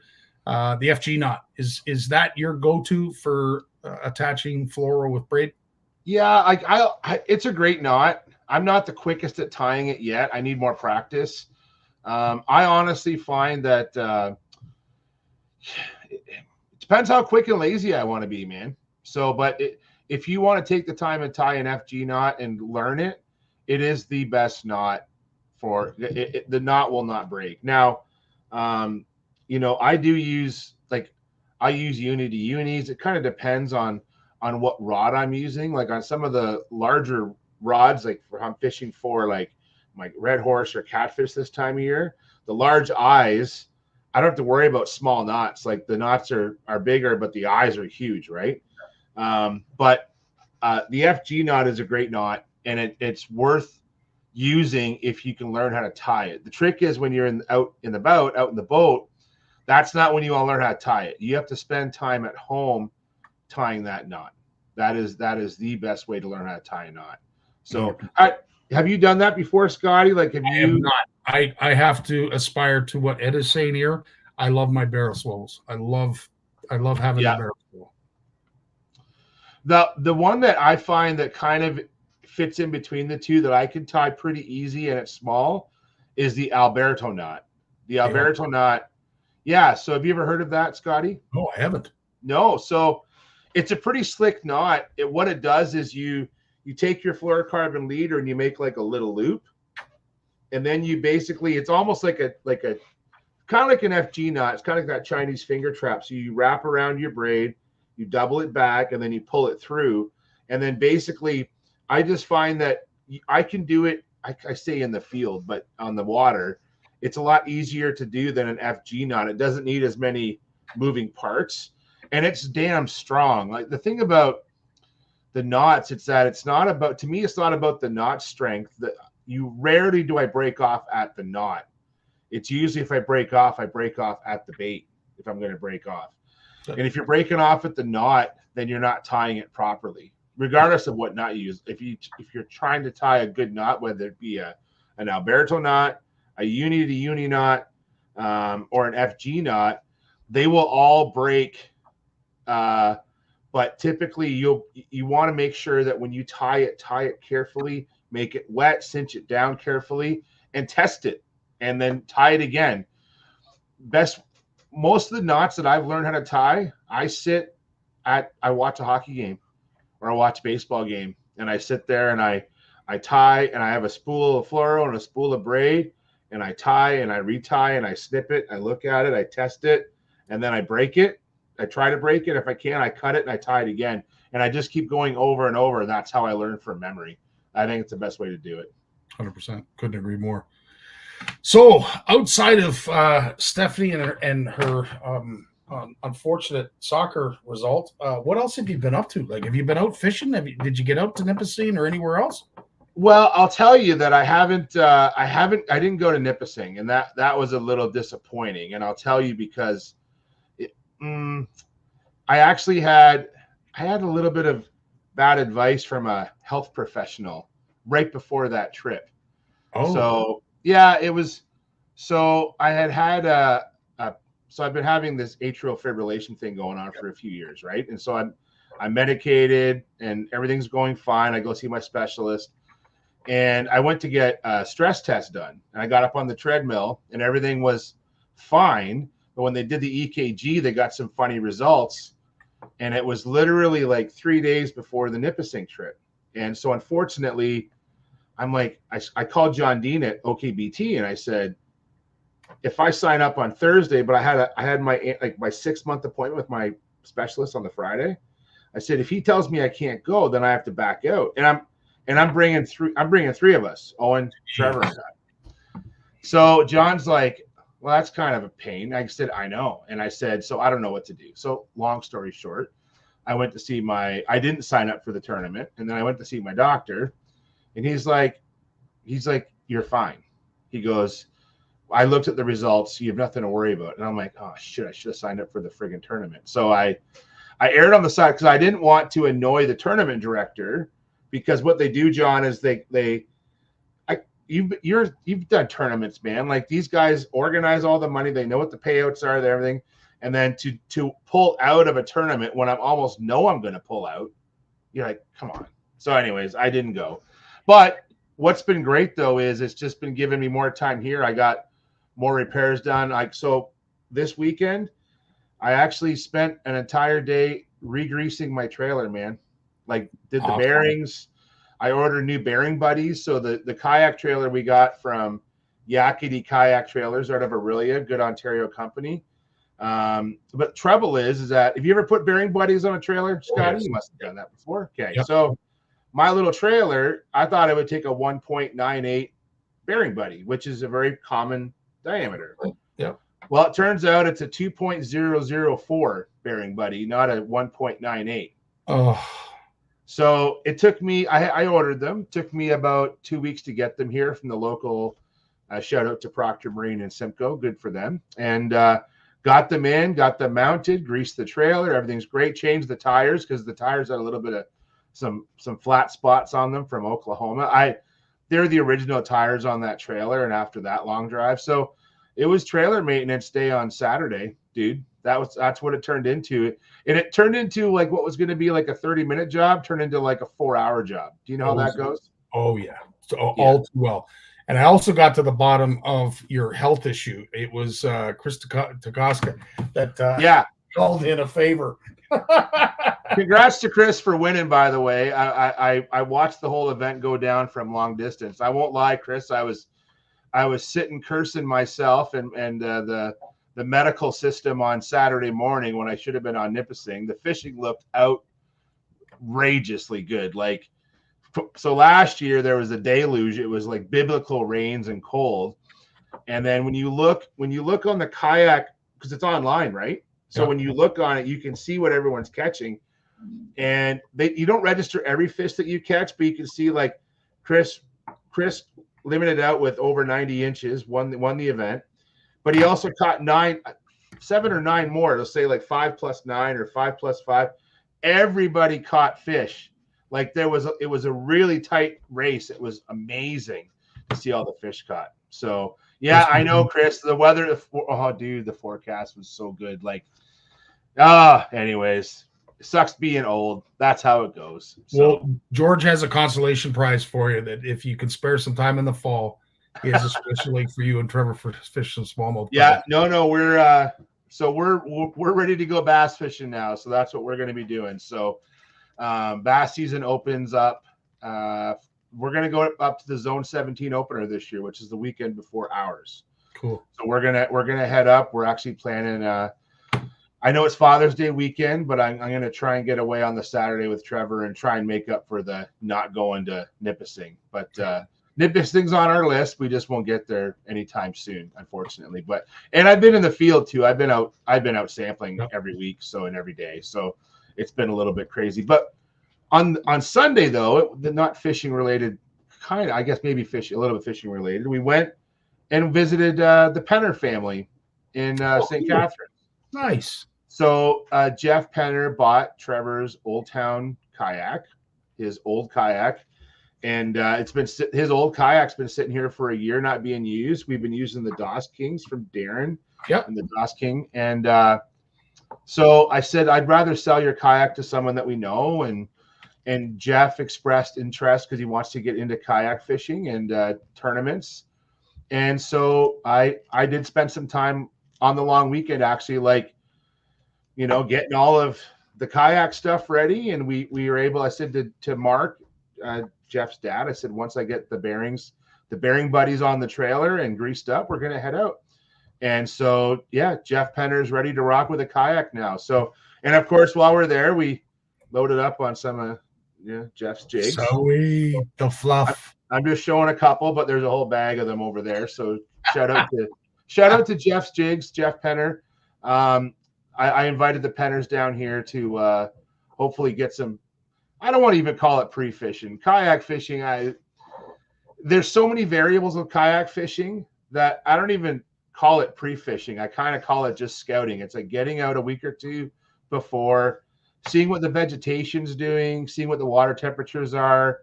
I don't even really care if I fish. I just want to see what's going on the lake. So I invited the Penners down here to do that a little bit. So yeah, so so it was kind of a fishing filled weekend. Trevor did a little bit of fishing, but he's busy. Dude, you said in the pre-show, all the rain, cutting grass, man. Yeah. That kid's cutting grass like crazy right now. He's making all kinds of money. It's almost to a point where you're having to cut it twice a week. It's growing so fast. Yeah. Now in the comments, I noticed you shared a link. We do have an issue that we got to talk about. Well, I actually, this is not a new issue. It's an old one. It's the goldfish awareness in the Great Lakes, and I want to give a shout out to a scientist that works in our lab, John Midwood. This is actually, if anyone remembers, growing up, I watched a lot of PBS nature specials, and so this is PBS NewsHour. And if you want to, give a listen about goldfish. It talks about Hamilton Harbor and some of the research that's been going on with invasive goldfish. And there's some great information in the video about it and the sort of the do's and don'ts. And some of it's repetitive. If I know a lot of CFNers on the regular chats here know all about invasive species and what they should and shouldn't do. But if you get a chance, share the video. It's good awareness for everyone just to freshen up. We don't need people releasing any more things into our waterways. You know, it's better to flush it down than dump it in the local pond or the local lake. So and that's just it, Jay. Like, I mean, at the end of the day, we don't want to empower or educate folks in harming fish. But when it comes to goldfish, they really don't have a lot of benefit to our fisheries, and in a lot of cases, they rob the native fish of food. So yeah, it's really about that. I think that what people don't realize is a lot of these species, be them invasive or be, you know, even ones that have become naturalized, like you're changing the ecosystem. There's always so much food to go around. There's always so much energy in the ecosystem for fish to have. And when we change it, when we change the ecosystem by adding things to it, we end up, you know, we may not see the changes or understand the changes, but we don't want any change, not at all. So 100%. And yes, they are growing, Jay, to your point. Sparkus is asking a question that is asked of us a lot on the CFN Fish Off, but big mouth buffalo, an invasive. Oh, the big mouth buffalo. I'm going to tell you, they are one of my favorite species. Mm-hmm. They are a native fish. In fact, one of my dreams is to go to, you know, people talk about going to swim at the dolphins or swim at the manatees. Well, I have colleagues in Tennessee who swim at the buffaloes. Is that right? And during the buffalo spring spawning run in some of the rivers in Tennessee and Appalachia, they actually snorkel with the buffalo. So there's 3 different species. There's big mouth buffalo, smallmouth buffalo, and black buffalo. There might be a couple other ones, but those are the ones I'm familiar with. And so they're native to the Mississippi River, but there's big mouth buffaloes also native to the Great Lakes as well. Now, the thing about buffalo is that they are a sucker. They are not a carp. They have big scales like a carp, but their fins are soft rays. So if anyone's handled a carp or a goldfish, on their back fin or dorsal fin and on their anal fin, they have sharp spines and they're serrated. Buffalo have all soft fins. They are actually a sucker. And what's unique about big mouth buffalo especially is their mouth, instead of being down, it's actually a terminal mouth. It comes out right in the front. Yeah. And they actually are planktonic. They feed on plankton. And so if you open one up and you look at their gill rakers, they actually have hundreds of gill rakers designed to filter feed. So you have suckers like white sucker who kind of eat everything. And then you have red horses who have like big gill rakers because they actually they'll eat things like mollusks and crustaceans and other things. But buffalo eat plankton. And what's really cool is about, I want to say around 2000, Scotty, big mouth buffalo in Canada were actually listed under the Endangered Species Act as special concern, okay, in Canada. And when I started working at my job and we were driving around electrofishing the Detroit River, the St. Clair River, Lake Huron, like a lot of the tributaries in the wetlands, we caught so many buffalo. And in fact, within a few years of a lot of the work that we did, including and also MNR and conservation authorities, the species was downlisted to not at risk. And it was never at risk. It was just not understood. Does that make sense, Scotty? So they are a difficult fish to find. They're a difficult fish to catch. They're not, because they feed on plankton. They don't readily take a bait. They will take a bait. Sparkus caught one, which is very cool. And I see a lot of big ones caught every spring in the Thames River. They will spawn in the Thames. They also spawn in shallow water. I've caught them in, like at work, we've caught them in Rondo, like spawning in shallow areas. They are just a cool fish. And they actually, if anyone ever sees one, and I recommend going check out Sparkus's Facebook page. Take a look at that buffalo. It has their eyes are dark like a Jersey cow, whereas carp have a bright orange eye. That's right. buffalo have like a really dark eye and like all the big olive scales. They're a really beautiful fish. I have one of me. I have a lot of pictures of me smooching buffaloes. I've smooched a lot of buffaloes in my life. You gotta kiss a big buffalo when you see it. So I guess if I was to say my spirit fish is probably the big mouth buffalo in Ontario. If I had to pick one from Ontario that I would impersonate, it would be a buffalo for sure. They're really cool. It was a big fish that sparked us caught. Yeah, absolutely. We featured, I think, on Sunday. Steve did an edit, and yeah, it was a huge fish. Manny, to answer your question, stay tuned to Moose. Do we ever have an app for you? Stay tuned. That's all I could say. There's a great app. Yeah, but looking forward to hearing it. You know, there's some cool apps that are coming out now for tracking water temperature. Omnia Fishing in the US. I haven't played around with their app much yet. Oh, is that That's the one? That's the one. So it is pretty impressive. And I haven't pulled the trigger on the paid version, but I think I want to. This goes above and beyond. Yeah, I know. Like it's huge. I've listened to the guys from Omnia Fishing talk about the app on different podcasts. I know what it can do. I played around with it in Oklahoma because they have such good U.S. lake coverage. And, you know, water temperature in the middle of summer and middle of winter, water temperature doesn't mean a whole lot. But in these bumper seasons, so when you're talking basically from ice out until summer peak, which is usually not till like Canada Day, like water temperature can be everything where you find fish. And I've actually taught Trevor this when we go out, and it doesn't matter whether we're fishing for crappie or walleye or bass or whatever. If you're out on the water and you're fishing for something, pay attention to the water temperature. Pay attention to not only what depth you caught that fish at, but also like what was the water temperature when you caught that fish. And even in the middle of summer, like Lake Erie will, if you get a strong wind, the temperature will flip a little bit and it'll really cool down in an area that you were just 2 days ago, and you're wondering why the fish aren't there. Well, because the temperature changed. Yep. Like just 5 degrees Fahrenheit, 10 degrees Fahrenheit. It can flip really fast depending on the wind. And so I really, really, really think that anglers and even shore anglers know what the water temperature is. You know, it'll really put things in your favor a lot. Windy, you've talked about the Windy app.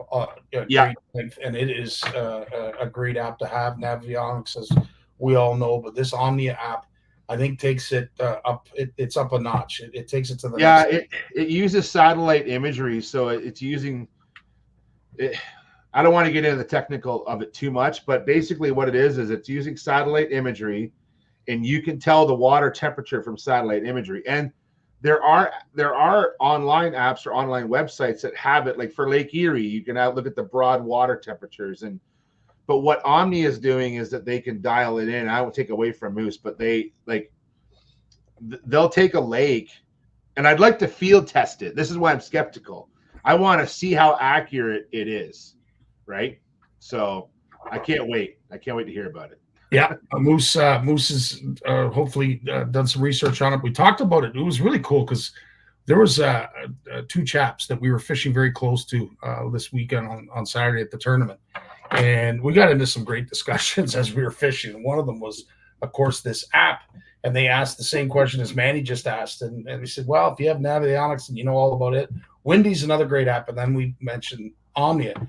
And of course, Moose, like, you know about that? I said, well, you probably know more about it than I did. I just scrolled through my news feed and I'm like, oh, this is really interesting. And saw the features that it has. And I'm like, this is available online? Holy smokes. Now, I guess we'll find out. I don't want to take it away, but does it have coverage for Ontario? As far as I know, it's all of North America is covered. Cool. I don't know in what detail. If Moose has done some research, hopefully he can share that with us and we could find out a little bit more of it. But yeah, it's an app worth going and reading about yourself. Because as I said, the features that it has, I think, go beyond Windy, definitely go beyond Navionics.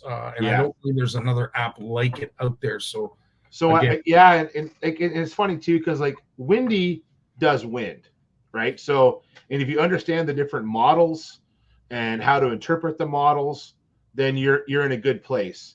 But that's about it. That's about all. It does water temperature a little bit, but I find the water temperature is highly variable with Windy. Yeah. And Windy and Windfinder, they all use the same models. It's more about what app you want to use and how you plan to use it. Like, people will say to me, well, Windfinder said this and Windy said that. But I'm like, I'll say to them, what model did you have it set at? Did you have it on the GFS model or the HRR model or the NAM model? And they're like, I don't know. I just turned it on and it showed me the wind and it was wrong. And I go, you have to look at what model it's set to. And the different paid versions are better because you can really fine tune what models you want to look at. And if you don't know what model you're using, it could be a difference of I'm going fishing or I'm not leaving the house and I'm going to hide in the basement. Like, it can be that different. So it's important to understand the different models, but Windy just gives you more or less wind direction. It doesn't give, it says water temperature, but I haven't found it that accurate for water temperature. But yeah, I've heard the same from folks. You're right, Jay. I've heard the same from folks. It's not super accurate when it comes to water temperature. But yeah, have a look. Again, that is the link. Jay shared it. We'll find it a little bit more with Moose after we're done with Jay. But in the meantime, if you guys have the ability to go Google it, by all means, go ahead. Well, and I hear you're fishing beside the Gooch. Is that what I heard? No, Moose was. Moose okay. On the Sunday. This is a guy. He went out pre-fishing. The Gooch is a stick, man. Like, I would. 100%. 100%. Oh yeah, yeah. 100%. Like, he's taken a lot of money from a lot of friends of mine, and he's a great angler, and he's well deserved of that money. Like, he kicks ass. Pardon my French. All the time. He's a great angler. It's interesting because the more I get involved with the CSFL and dealing with Andy and what have you, I just thought Gooch was just a character. He was like a moose. Yeah. But the more I find out more about his abilities, and he is. You're 100% right. He is quite the stick. And a lot of folks, when a tournament is done, they all want to know, how did Gooch do? How did Gooch do? So, yeah, to your point, he is he's getting that reputation as being quite a stick. Yeah. So Jeremy, your question is, from what I've read and what I've seen of the Omnia fishing app, it takes a lot of the US lakes are reservoirs. And so it looks at water temperature, surface water temperature of the entire lake. And so what you'll see is that the backs of creeks are typically warmer than the main lake, for example. And so it color codes the water temperatures, and it also lets you look back in time. So what was the water temperature last week? And so where are the warming trends on that lake? And then helps you plan your fish trip that, oh geez, it was this warm back here last week. It means the fish might have moved out to this point. So I'm going to go here now. Like, it's pretty cool data. And they've put, the guys at Omnia Fishing have put a ton of time into it. They really, really have, and thought about it. 100%. You carry on for a sec. There's something I want to share, and I didn't download it, so I'm going to do that now. But in the meantime, that's all good, man. You go ahead.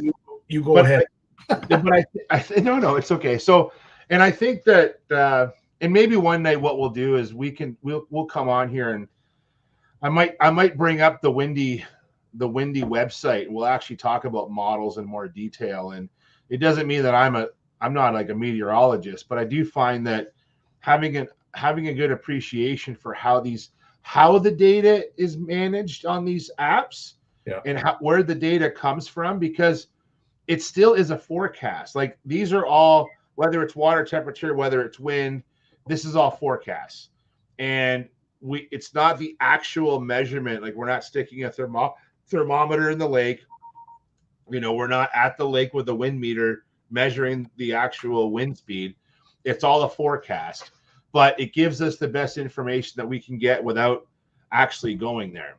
And I think that's all part of it. Is we want to go fishing. We want to plan our day.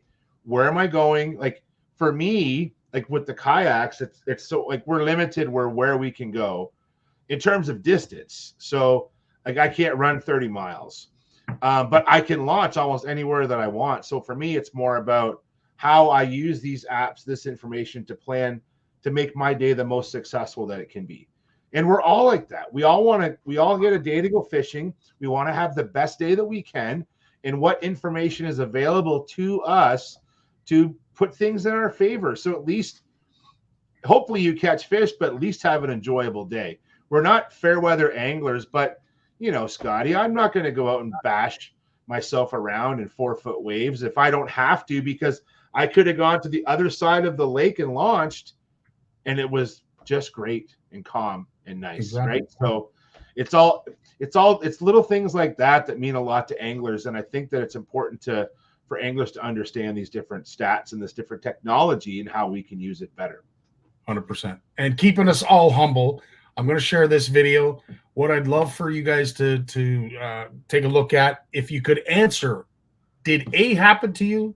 Did B, or both? Have a look at this. It's a really funny video.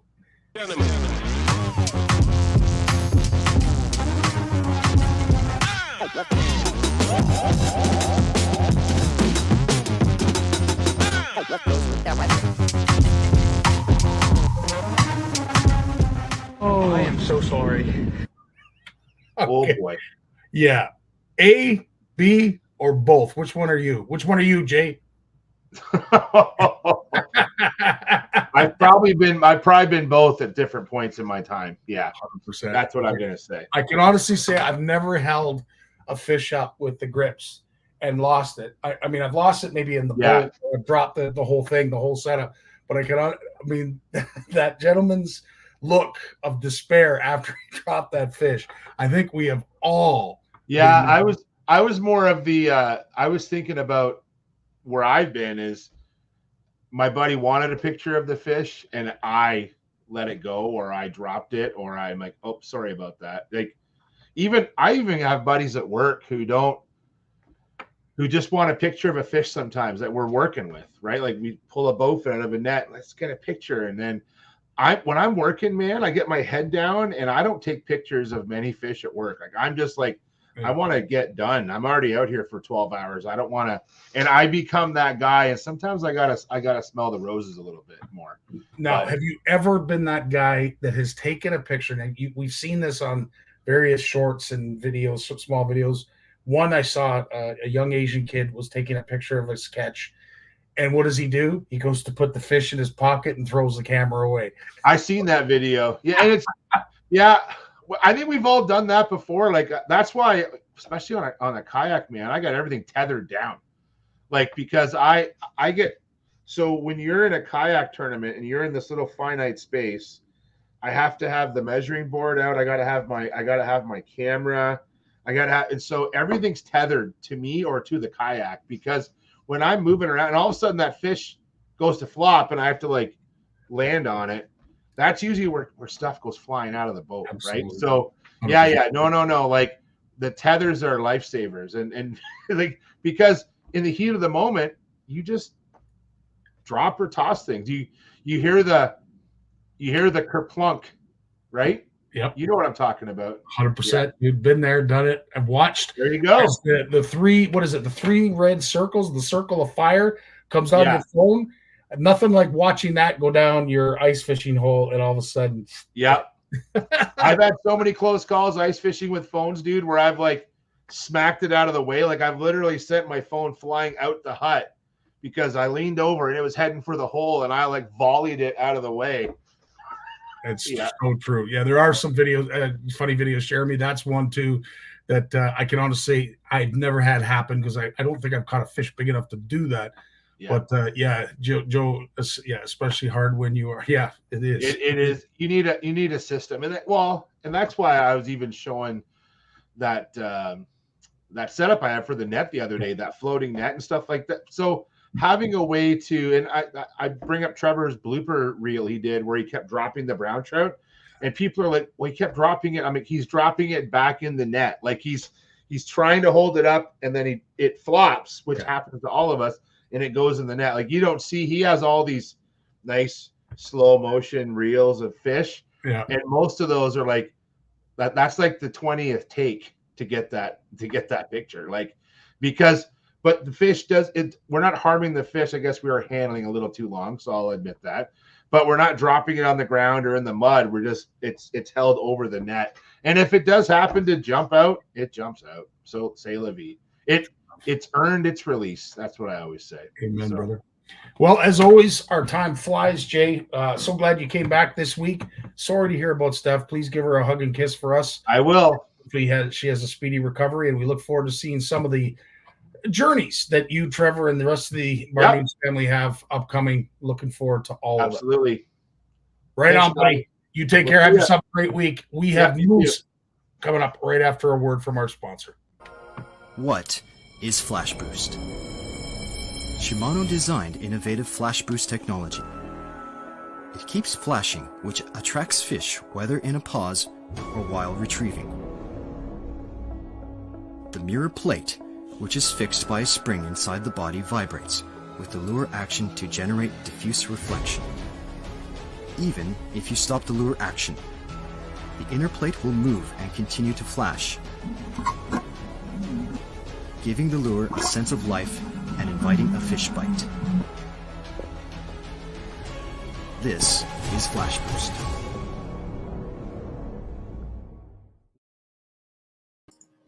Yes, sir. Yes, sir. Is Moose Bertew, the one and What's up, only. Wayne? How are you, buddy? You know what? I'm fantastic, dude. Still wishing we were on the water together because that was an absolute blast this past weekend. It was really awesome. And unfortunately, we didn't place as high as we wanted to, but we're definitely getting better as time goes on. So we moved up. We moved up from was it 36 to 26? I think we ended up 26 overall, 26 or 25 or 26 overall. That's fantastic. And considering, I think our total weight last year was like 3.9. Yeah. To be able to up it to 5.7. And folks, if you don't know, the Canada-US Walleye Tournament, of course, is governed by rules that only allow you to catch walleye within the slot. So to be able to go to the podium and weigh in 4 fish is an accomplishment in itself. But I got to tip my hat to, I don't know who the team was that pulled in the 9.7 or the 9.4 or whatever it was, but to be able to catch 9.4 pounds of walleye within the slot, kudos to you. Tip of the hat. That is quite the accomplishment. It really is, Scotty. It really is. I mean, it was, as you know, pre-fish was a grind. Yep. But it was interesting. I learned a lot, and I didn't think wind would affect the fishing as much as it did. And you nailed it. You were 100% right. You know, we had a wind going from north to south on day 1, and we find the fish. And on day 2, it was, let's call it half a football field. Yeah. So the wind direction had gone from north to south, and then it had gone from south to north. Those fish were being pushed into a specific area along a weed line, and they were outside of that weed line for the majority of the day because it was cloudy. As soon as there was a bit of light, they moved into the weeds. Day 2, they were literally a football away because the wind had pushed them to the opposite side, still in the same, just outside the weed line. But dude, it was super cool to see. Like, we followed 2 groups of fish for about, 10 hours each day? Yep. 8 hours each day. And they don't move far. So I think there's a misconception. I mean, I was always under the impression, oh, here we go with the wind and the barometric pressure and the new moon and old moon and the 13th moon and the, you know what I mean? Jupiter in retrograde. I don't know. But they don't move far. Again, so going back to what I had a little bit of a rant about live scope, it was a good tool to have because we located the fish and we watched them move with the weather, with the wind, with the clouds, so super cool. Super cool. I learned a lot this weekend, so that was a lot. As did I, because the one thing that I have not really, I mean, I've had the pleasure of seeing it on Tyler Brooks's boat, but didn't really get to necessarily use it and sort of, I don't know, somehow validate what I thought. And this weekend, I'm telling you, maybe Friday it didn't help as much, but Saturday it was a crucial tool and it certainly helped us in a huge way. But to be able to validate some of the things that you think you know about walleye and to see it visually happening on the screen was incredible. I think the other thing too that I took away that was really interesting to watch was, of course, when the school got broken up by big fish, you were able to watch it live on the screen. And several times Moose and I, hey, did you see that? Did you see that? Massive thing comes in, streaks in, the school disperses, and all of a sudden they come right back again. It's so cool. That was awesome to see. Yeah, I think we met a couple lads on the water, and I'll tell you something about like-minded anglers, because here we are. You never want to come in on someone, and you never want someone to come in on you. It could ruin a day. But when you look up and there's a boat that's a cast or two away, and they're, hey guys, we got motor troubles right off the hop. Sorry we came in so close. We got motor troubles. We're low on battery. It is what it is. Those two guys that we met on the water, I think it was James and Brad, complete gems. Yes, like, they were the nicest guys. We were having a lot of fun. We got to the point where it was like, hey man, throw this on. The fish are directly beneath your boat. Look left, look right. So the four of us ended up fishing, and it didn't hurt our fishing. It didn't hurt our chances. Unfortunately, those guys didn't catch them as well as we did. They kept all the muskie away. So thanks again to James and Brad. But it was very, very, very cool to see how the fish would react to traffic, to lures, to other fish, to other boats. It was nice. It was neat. It was very, very neat. 100%. Steve's asking the question, how difficult was it to find your slot size fish, and did you need to work through other sizes? For us, believe it or not, we caught all our fish within the slot. I think the exception of the one. The one. You're right. Now, last year, Moose was the hot stick, caught all of our fish within the slot, and I had the one over during the tournament. This year, the roles were a little bit reversed. The cool thing for Moose and I, and this was our own personal accomplishment, is to be able to upgrade. To get your 4 is one thing. That is an accomplishment in itself. But to then be able to upgrade the fish that you currently already have in your live well, which is a whole other story, is quite an accomplishment in itself. So as I said, we may not have placed as high as we would have liked to, but I'm personally satisfied with what we did on the weekend. Very, very proud. So Steve, how difficult was it to find slot fish? I don't think it was that difficult. I think there was 2 unders, 1 over. Everything else was in the slot. Now, as you guys all know, you catch one, chances are the majority of the school is the same size. You continue to pick at them. Are there bigger ones that are going to roll in? Are they close? We didn't know. So we just sort of got onto a school that was in the slot, picked through a few. We managed to slowly upgrade. Now there's a school of fish right in front of the boat, and there was a school of fish to the right of the boat. And if we weren't fishing the one to the right, we were fishing the one to the front. So we had our pick of the litter, and there was no rhyme or reason. There was small ones mixed in with medium ones. I don't know that there was any big ones, but there was a couple bigger ones. I'd say the bigger ones were definitely in the weeds. They weren't outside feeding with the small ones. So maybe that's just because they're smarter. They sit in the weeds and then come out to feed and then go back in. Whereas the dumb little guys are just, this food is, where's the food? A load of perch. So we figured out quickly they were feeding on perch. So right off the hop, perch colors were in full effect. And that was it. I mean, even if you changed up the color, the bite stopped. As soon as you went back to the color, the bite was back on. Weight, I think, also played a factor, like the cadence. Scotty, you could talk about that. You caught a lot more than I did. But once we located the school, it wasn't hard to catch them until the storm rolled in. Which was I also found very interesting. So twice we had a storm rolling in at about 10 o'clock. Before the storm, the bite was not one after another. Yep. After the storm, nada.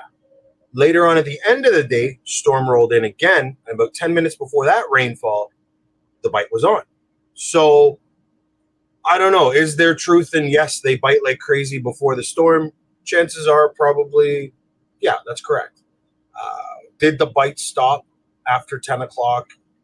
Sun was higher. Did it get harder? Absolutely. Were they there? They were. Were they hard to catch? They were.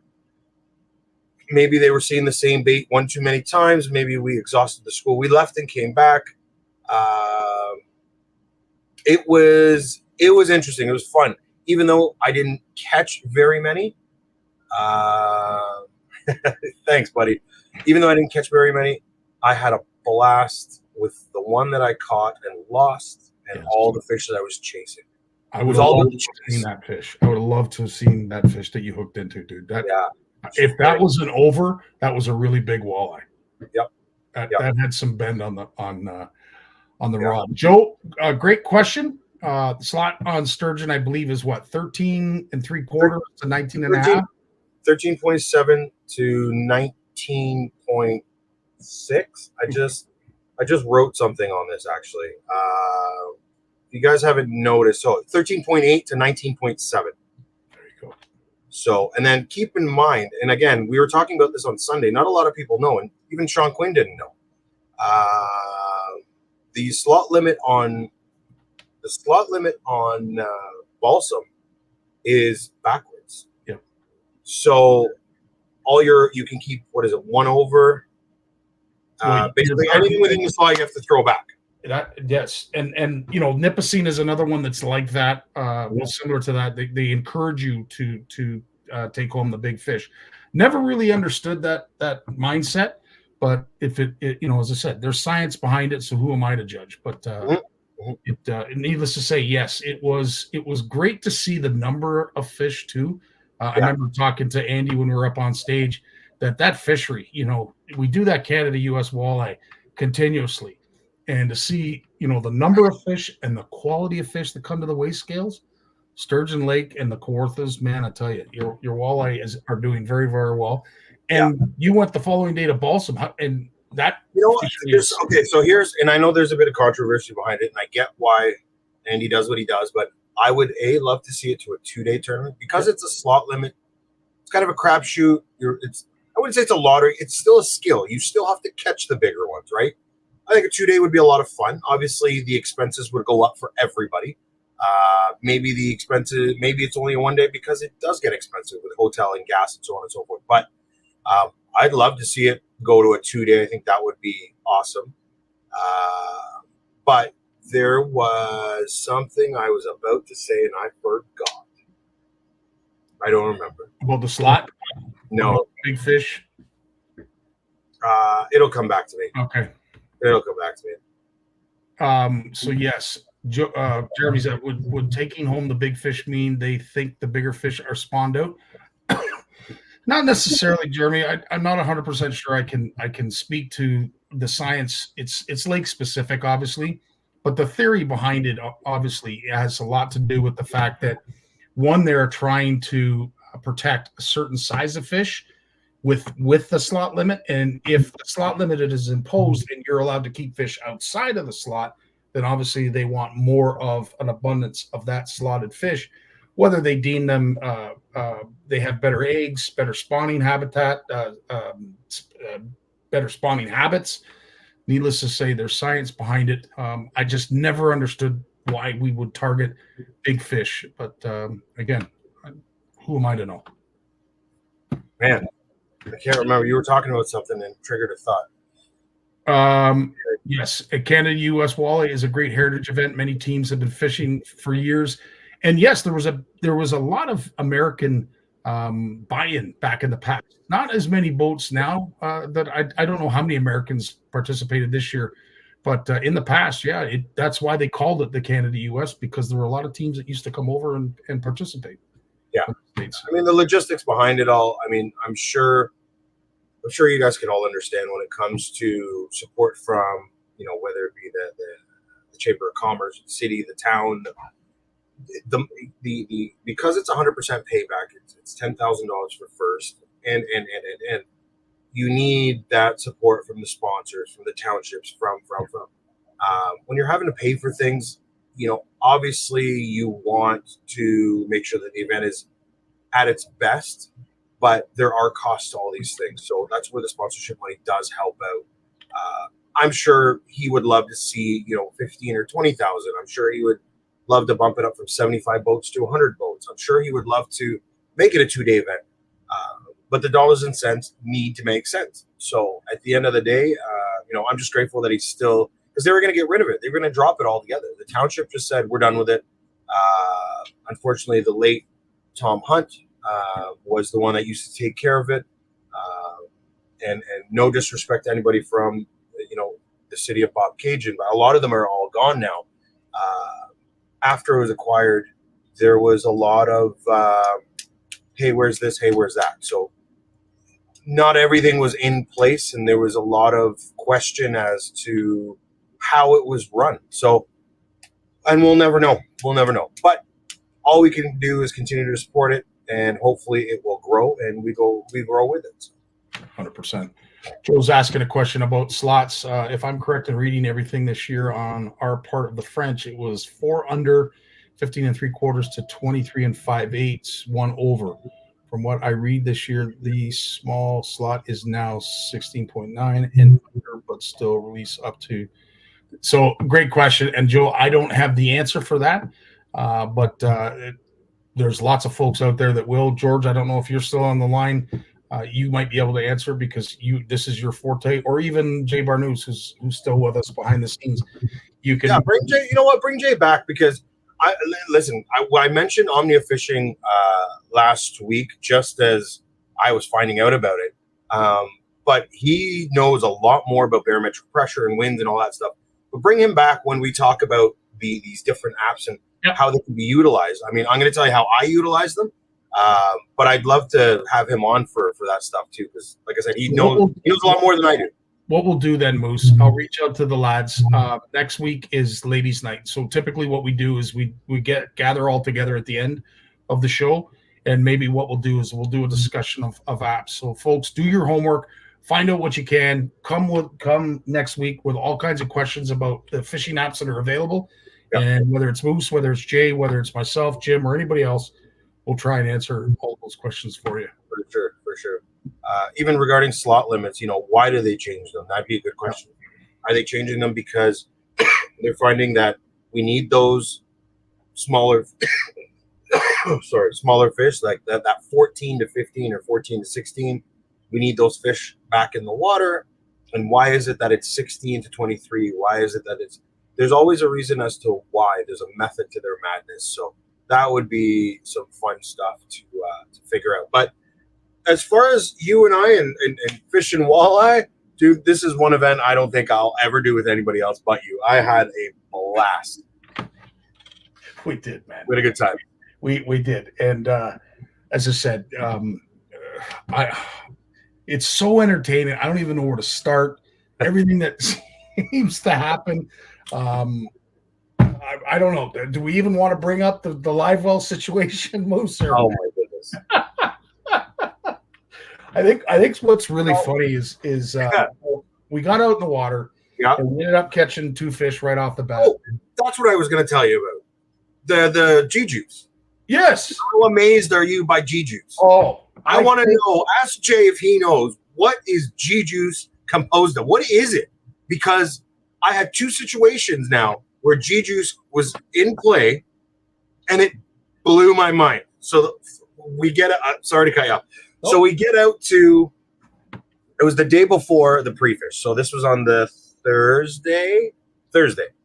I'm cleaning out the boat. I want to make sure the boat is like immaculate. Scotty's coming over, clean boat, let's go. And I'd been out with the girls on the Sunday before, and we were crappie fishing. And we caught some crappie and we caught some perch, and let's put them in the live well. Okay, sure. Play with the fish. Kids do their thing.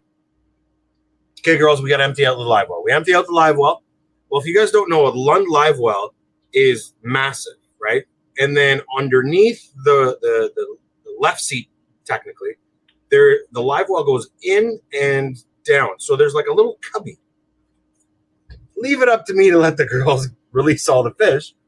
But I threw some G-Juice in there because I want the fish, even though I'm recirculating water, just bringing water in, because the Lunds don't have recirc. They just bring fresh water in all the time. Anyway, so I squeeze the bottle, an ounce of G-juice goes in, Bob's your uncle.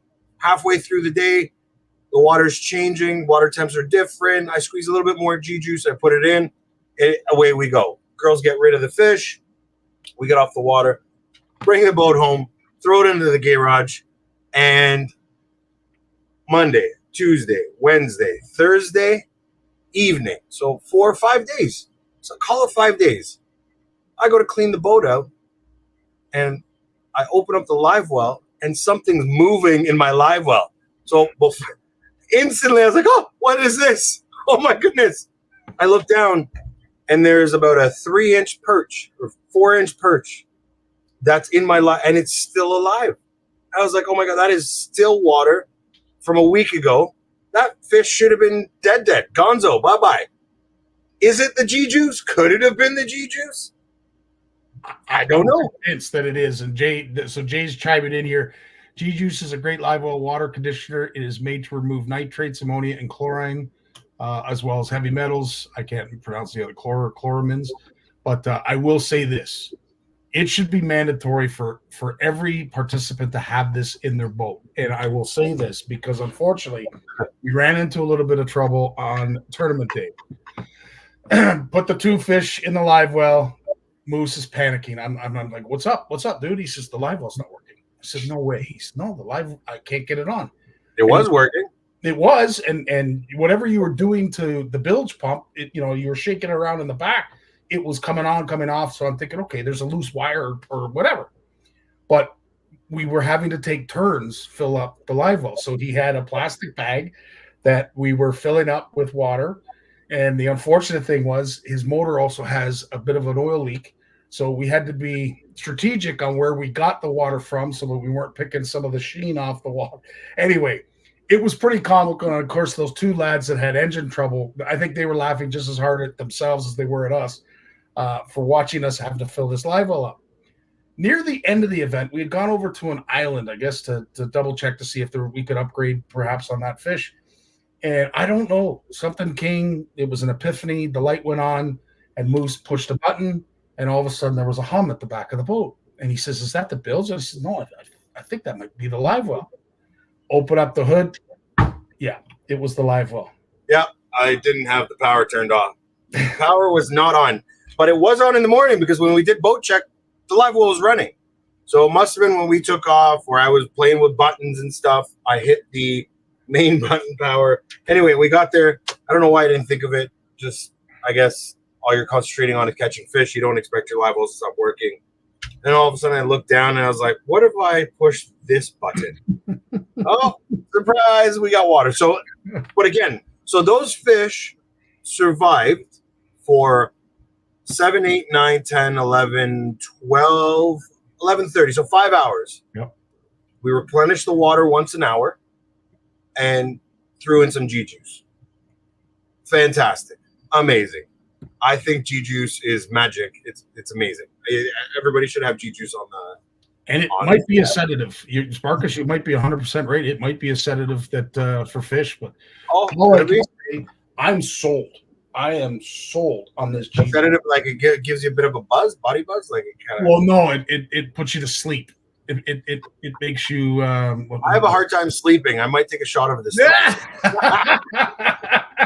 Kidding, joking. That's so cool. Now I see that you have 2 screens that you want to share. Which one do you want me to share first? Okay, so I'm gonna quickly, because I want to get into this with Jay, because I have a feeling he knows a lot more about it than I do. But that Omni app that I mentioned is just one tool. I'm gonna play the video. It's just one tool that I use, and this is new to me, very new to me. So I'm only just learning how it all works. JP was the one that got me onto it. The other one is the Windy app, like we discussed before, and then the third one is Google Earth. And if you haven't used Google Earth, the Pro version, download it to your computer. You can actually go back in time. So let's say I'm fishing Lake Scugog, right? Let me see if I can share that screen with you first. So let's say I'm fishing Lake Scugog, or Lake X, let's call it. But I want to know what the lake was like. I don't know anything about the lake. I don't know, I want to try to find things that I think might be interesting to fish. So the downloadable version of Google Earth gives you a timeline slider. And I don't know if you could see it, but this one's on a time lapse. So this time lapse starts in 1985 and goes to 2014. What? Yeah. So what happens is, let's say there was a year where the water was low or the water was high.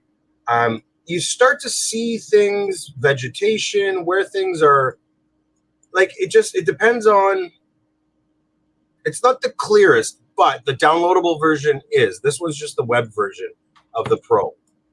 So there is this time lapse feature. It does have a slider where you can kind of stop it wherever you want. If you see something interesting, you're looking at and again, the web version's not as high definition as the other one. This one's not high definition at all. Okay. But the Pro version is a lot more high definition, where I can zoom in to a set of docks or a stone wall and see how far the water depth was. If the water was low, is there rock piles in front of it? And is there anything sunken? Is there a sunken island? Is there anything and everything? So there's a slider and it goes left to right. And you can pick your year. I don't know about water clarity, but I've sort of tried to figure that out, especially with Lake Scugog, because there's years where it looks super muddy and cloudy all year round. And there's years where it looks super clear. And again, in the time lapse and in the little time slider, you can figure that out. But Google Earth is where I start first. I find my rivers, my lakes, I find the rivers, the streams, everything coming into it, sunken islands, rock shoals, that type of stuff. A lot of the times the water is so clear and you can see so much and how it all changes. When the water level is low, I could find humps, so Google Earth is a very, very interesting tool to go back in time and check stuff out back in the day. The other one is obviously the Windy app. And like Jay was saying, it is a very important tool to have. If I know I'm going to go fish Lake X, I'm in the southern point of Lake X, I want to know what the winds are like. I want to know what the temperature is like. Surface temps of water are huge, preseason, end of season, that kind of thing. But then you look at an app like that Omnia app, and from what I'm seeing, so it uses Navionics, it uses CMAPS, and CMAPS is with Lowrance and is what Lowrance units use.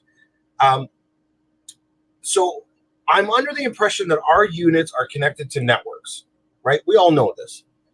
When I'm looking at sharing information, and some of these units will ask you, do you want to share this information with a community? And you can do so.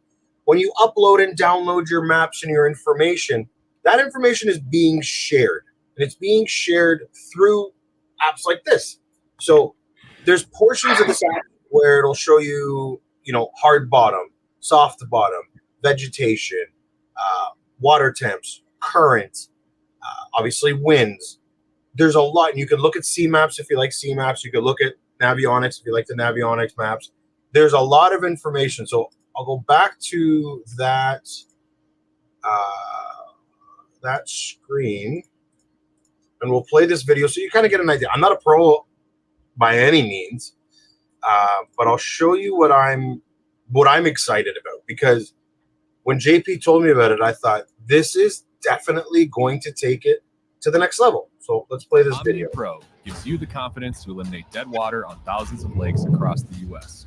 Exclusively through Omnia, utilize our map layers containing critical real-time satellite information to see water temperature, water clarity, and important weather data all in one place, along with 1-foot contours from Navionics and detailed CMAP social mapping. Matched with Omnia's industry-leading loyalty credit program on all your tackle and gear needs, this is the only app you need in your arsenal for success on the water. Right? So kind of neat. Just a quick little breakdown. But not only do they provide you with all this, but there's also, if you go back in here, let me see if I can close this. Go back and look at Omnia again. Sorry, I have one of those widescreens, so it might seem small. So you've got media. when you click on media, there are loads of videos. Now, I know what you're thinking. A lot of it is in the US. A lot of the lakes are. But I called these guys last week, and I had asked them specifically. I said, I live in Ontario. I don't see Ontario on the map. He says there are a lot of people uploading and sharing things from Ontario. We're in the process of bringing North America onto our platform. So you could search for Canadian waters in this app, is what he said to me. So you look at the videos on different product. And the reason why I say product is they got a whole store. You could buy baits, you could buy line, you could buy reels, rods, apparel, accessories, anything and everything you can think of. If you read a report about a body of water that you're heading to, and there's a list of stuff that, Joe Blow uses, it's for sale on this. So it's like a one-stop shop, which I found was very cool. They deal with all the brands. The maps are phenomenal, absolutely incredible. And then over here, you really have to kind of go through and pick and see what you want to see, and how you want to see it. Navionics HD, CMAP social, vegetation. So you got to poke around. You got to get to know it. I haven't had a chance to, but from what I saw and what I read, I thought it was super cool. And then I called them and I was like, yo, what is going on in Canada? We need more like this in Canada. And as you can see, there are things that are being populated by people all the time. 100%. So it's an interesting one. And for $50, I thought it was well worth it. I just was going to ask you, what does the pro version cost? $50 seems like a reasonable investment for something that is only going to grow. And the fact that you're able to do that and help it, I think is even cooler. Yeah. So $50, you become a pro user, and I believe it gives you automatic 10% off. And the more information you feed it, the more your percentage will go up, and you go from a bronze to a silver, from a silver to a gold. So the more information you give them, the more you'll get back. And so you can kind of see who the Omni ambassadors are. So you can follow the ambassadors. Let's say I want to follow Seth. View his profile. He's got a bunch of videos. Some of these guys don't have videos. They have, just write-ups. Largemouth. I want to learn some stuff about largemouth. Pick your category, and away you go. Right? Crappie, pike. Very, very cool app. Just something new and different. You guys all know Jeremy. He's a complete gem. He knows his fishing, right? So Omnia Fishing, definitely check it out. 20% off. Boost trails. It's got a lot to offer. I just thought it was a neat app. Once JP told me about it, I poked around and I fell in love with it. I thought it was a great tool. You want to view my dashboard? So sure. This video explains about Omnia. Omnia is the first online tackle retailer that allows you to discover new gear and buy the right tackle based on the water bodies that you fish. Our Shop by Lake system allows us to serve up tailored tackle recommendations that are right for you, fishing reports that you can use to identify trending hot baits, and lake details and mapping that you'll need to have more success on the water. This is a best of both worlds scenario where we offer a massive selection of over 25,000 items that ship out of our warehouse here in Minnesota, but personalized recommendations for the right tackle for your location in your lakes. Although we have this massive selection, we only highlight the baits that should work on your lakes at a certain time of year. And shipping is really fast. Because we control our own warehouse, any order that comes in before 1 p.m. ships out same day. This is smarter tackle shopping. In addition, knowledgeable anglers can file fishing reports on lake pages that include details like technique, strategy, structure, and tackle that caught fish. Omnia uses these tens of thousands of fishing reports to improve the quality of our top-rated technique recommendations and top tackle in real time. We reward anglers with free tackle credits when they file fishing reports and help recommend top-rated tackle. Over time, we found that anglers were using the site to plan a trip and discover baits, trends, and even new lakes to be more successful on the water. We wanted to rapidly expand these services to include mapping, weather, waypoint management, and even loyalty credits back on tackle purchases in what we call Omnia Pro. Omnia's membership program, Omnia Pro, gives you access to even more fishing intel and shopping perks. You can view over 10 mapping layers that include navionics and CMAP depth contours, near real-time water temps and clarity, wind strength and direction, vegetation and bottom hardness maps from CMAP Social, and a wide range of weather layers, including real-time lightning strikes. We even include some of the best waypoint management tools out there so you can organize current and future waypoints by lake, time, and conditions to help plan a more successful trip. We already told you about our massive selection and our ability to ship fast, but Pro members also get 10% back and free shipping on tackle purchases every day, making it the best loyalty program in the fishing industry. So join us if you'd like a more personalized approach to tackle shopping. You can start by finding and following a lake on our Omnia map. Upgrade or start a free trial to Omnia Pro to see everything that we have to offer. Pretty cool. That is really cool. Pretty cool. Like it's, I don't know.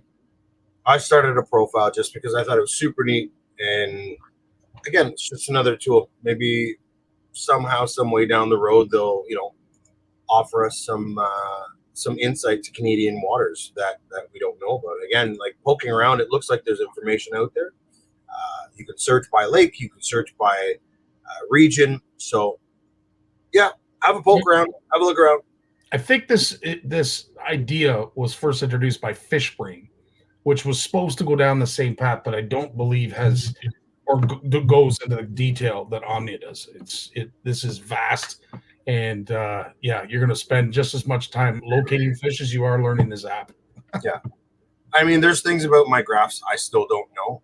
Maybe Sean showed me some stuff about live contour and current and this, that, and the other thing. But I think that something like that available on your units, where it's just like a point and click away. I want to look at the north end of the lake. What's the water temperature there? Oh, it's too warm. Don't even bother. What's this over here? Where's the vegetation? I'm looking for a lot of vegetation. I want to go punch grass, or I want to go do hard bottom, soft bottom, and sort of narrow it down. I think those three tools, man, are really, they can help make or break your day. When you're looking at it, you get there, all of a sudden the winds are howling and it's too rough to get out and you can't fish it, and then it just kind of sucks. You wasted that much time getting out there. But if you can narrow it down and say, okay, I'd like to go and launch at the north end of the lake or the south end of the lake or on the east side, would be a lot better for me, because let's say I'm in a kayak and I want to be in a calmer area. It's the wind's blowing from here. This is happening there. This is what I'm looking for. I just think that those three tools together make your day very effective. Fishbrain was more of a social network for fishing reports. Yeah, and Omnia has that as well. But yeah, you're right, Jay. You're right. Yep. All right. On the other screen, I see two young anglers that are chomping at the bit to join our live. So Sunday. I took Sean Quinn and I decided to go out. He says, Moose, I need to run my boat. No problem. And as always, we come across all kinds of issues. His water pump blew. I had to hitchhike back to get my truck. And I'm sure you guys seen it. I'm sure you guys don't need to hear about it. But we finally got out to Balsam, and I had the pleasure of fishing next to Gooch and these two young gems that I'm going to have on here more often, because seeing what I saw, boys, on the weekend, I was impressed. I was very impressed. So Nico, Dante, introduce yourselves one more time for the folks that don't know you. I'm Nico. And I'm Dante. Yeah, baby. Boys, what did we do on Sunday? We went walleye fishing. Well, you guys went walleye fishing. We went walleye spectating. So Dante, can you tell me what is your technique? What advice can you give anglers when it comes to catching walleye? What is the one thing that you see some anglers make the mistake of that they need to improve in order to get more fish to the boat? Oh, that's a tough one. Well, what did you use this weekend for the first time? Oh, I have it right here. I used a hair jig for the first time. Oh, you were ripping hair. Yeah. Now, were you ripping it aggressively, or was it just a methodical cadence? Yeah, it was more like not as strong. Right. Like a little bit weaker. Did you tip it at all, Dante? Did you put anything on it? No, this is my first time using it. I've never really heard of it. Like, I saw my dad use it. Yeah. I didn't use anything. It's just plain black with sparkles. Cool. Nico, I got to ask you, as the other walleye slayer in the boat, what was your forte? What was your go-to on the weekend? My go-to was the Crush Shitty, the mare. Put it closer. I like the shad color because it's not too flashy, but it's flashy enough. And it imitates like real bait. And early in the year, they're not as aggressive. So I like to work it slow along weed lines. And that's usually what I use. What size ball head is that? No? Is it 3/8? Quarter ounce? 3/16. The 3/16. 3/16.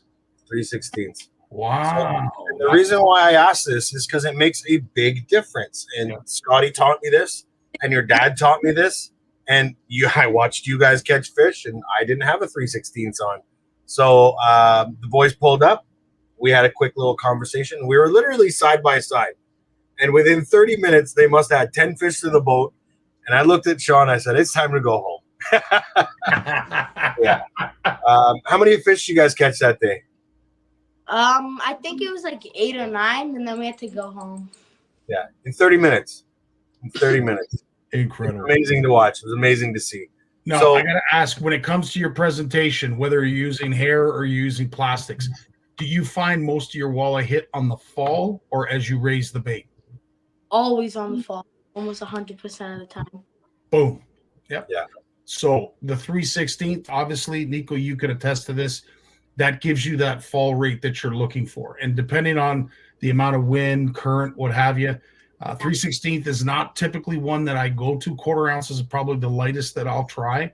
But that 3/16, it gives it that fall rate that you're looking for, right, Nico? Yeah, and if it's wavier, I like to go heavier so I can make better contact with the bottom. Jeez.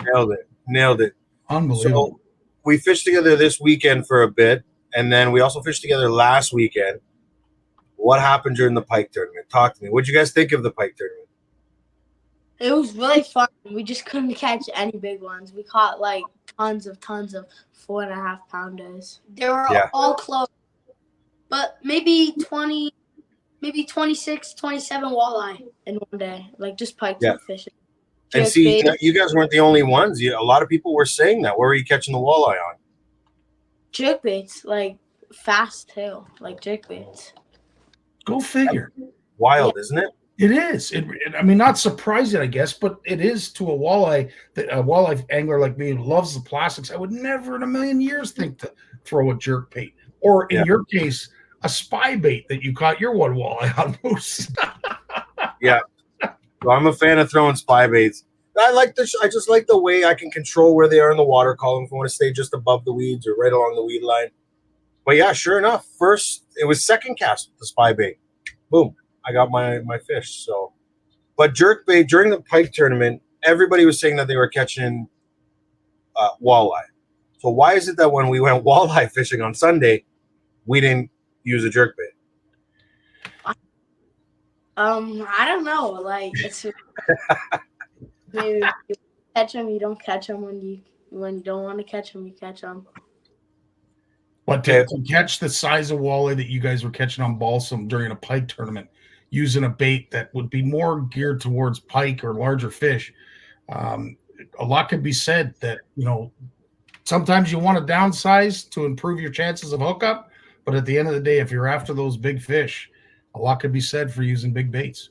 Yeah, absolutely. Nico, tell me what you won at the pike tournament, because I thought it was pretty funny. I asked you to go get what?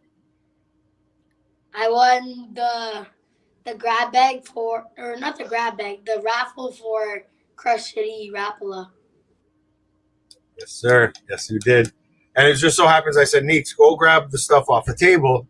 We pull a number, and it's his number. He's like, well, that's me. I don't know what it is. I'm just going to keep this, he says. That's awesome, boys. That's awesome.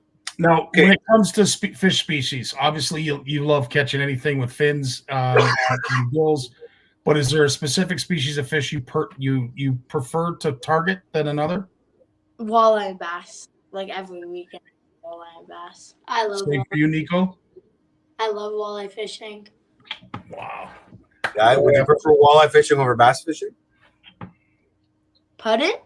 Would you prefer walleye fishing over bass fishing? 100%. Nah, no. Dad might be listening. Yeah, you better be careful. Hey, Nico, why walleye fishing? I just love the bite. Yeah.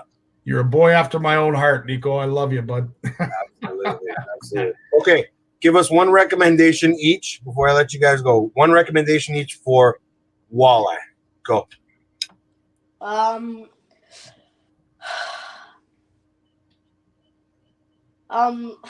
my. Okay. I really like a recommendation. Like anywhere you go walleye fishing, like in the weeds, you could like my top 3 baits would definitely be now hair jigs in there, but it would be jigging soft plastics using underspins like the BKK one, and like those are the 3. If you can find in perch, they'll be there.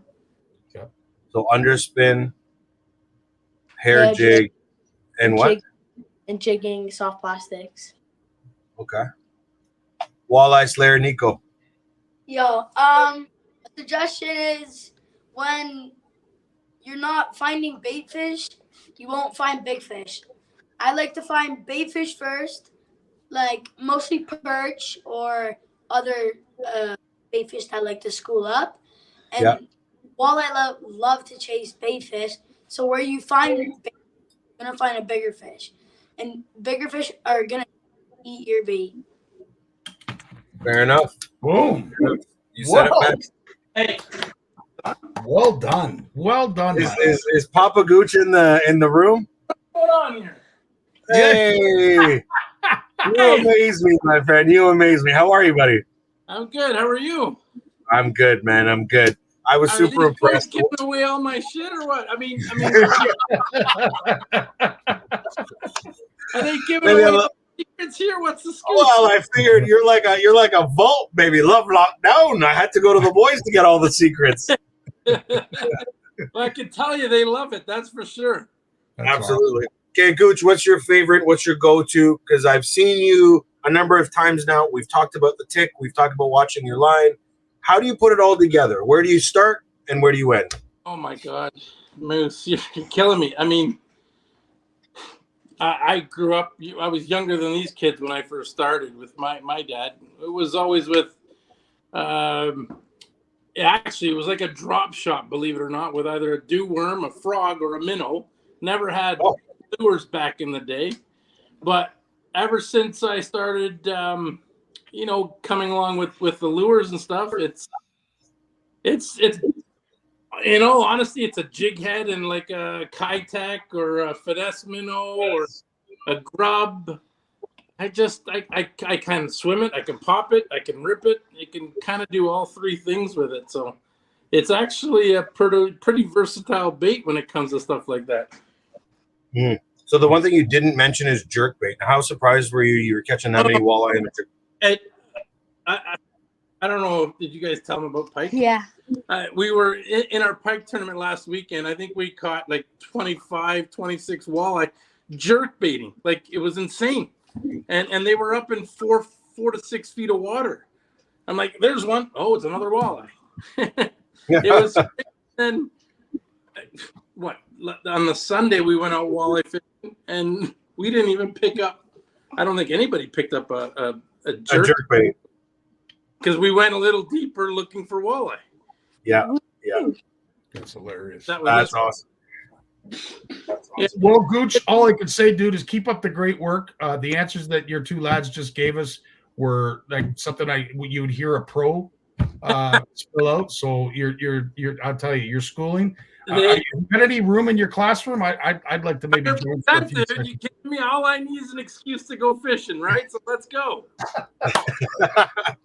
Right on, boys. Nico, awesome. Dante, thank you very much. Danny boy, thanks. Boys, we'll have you guys back on. We'll give you a bit more notice to prep some good stuff, and we'll talk to you soon, okay? Okay. Thank you. Bye. Thanks, guys. Bye, Moose. Bye. Right on, lads.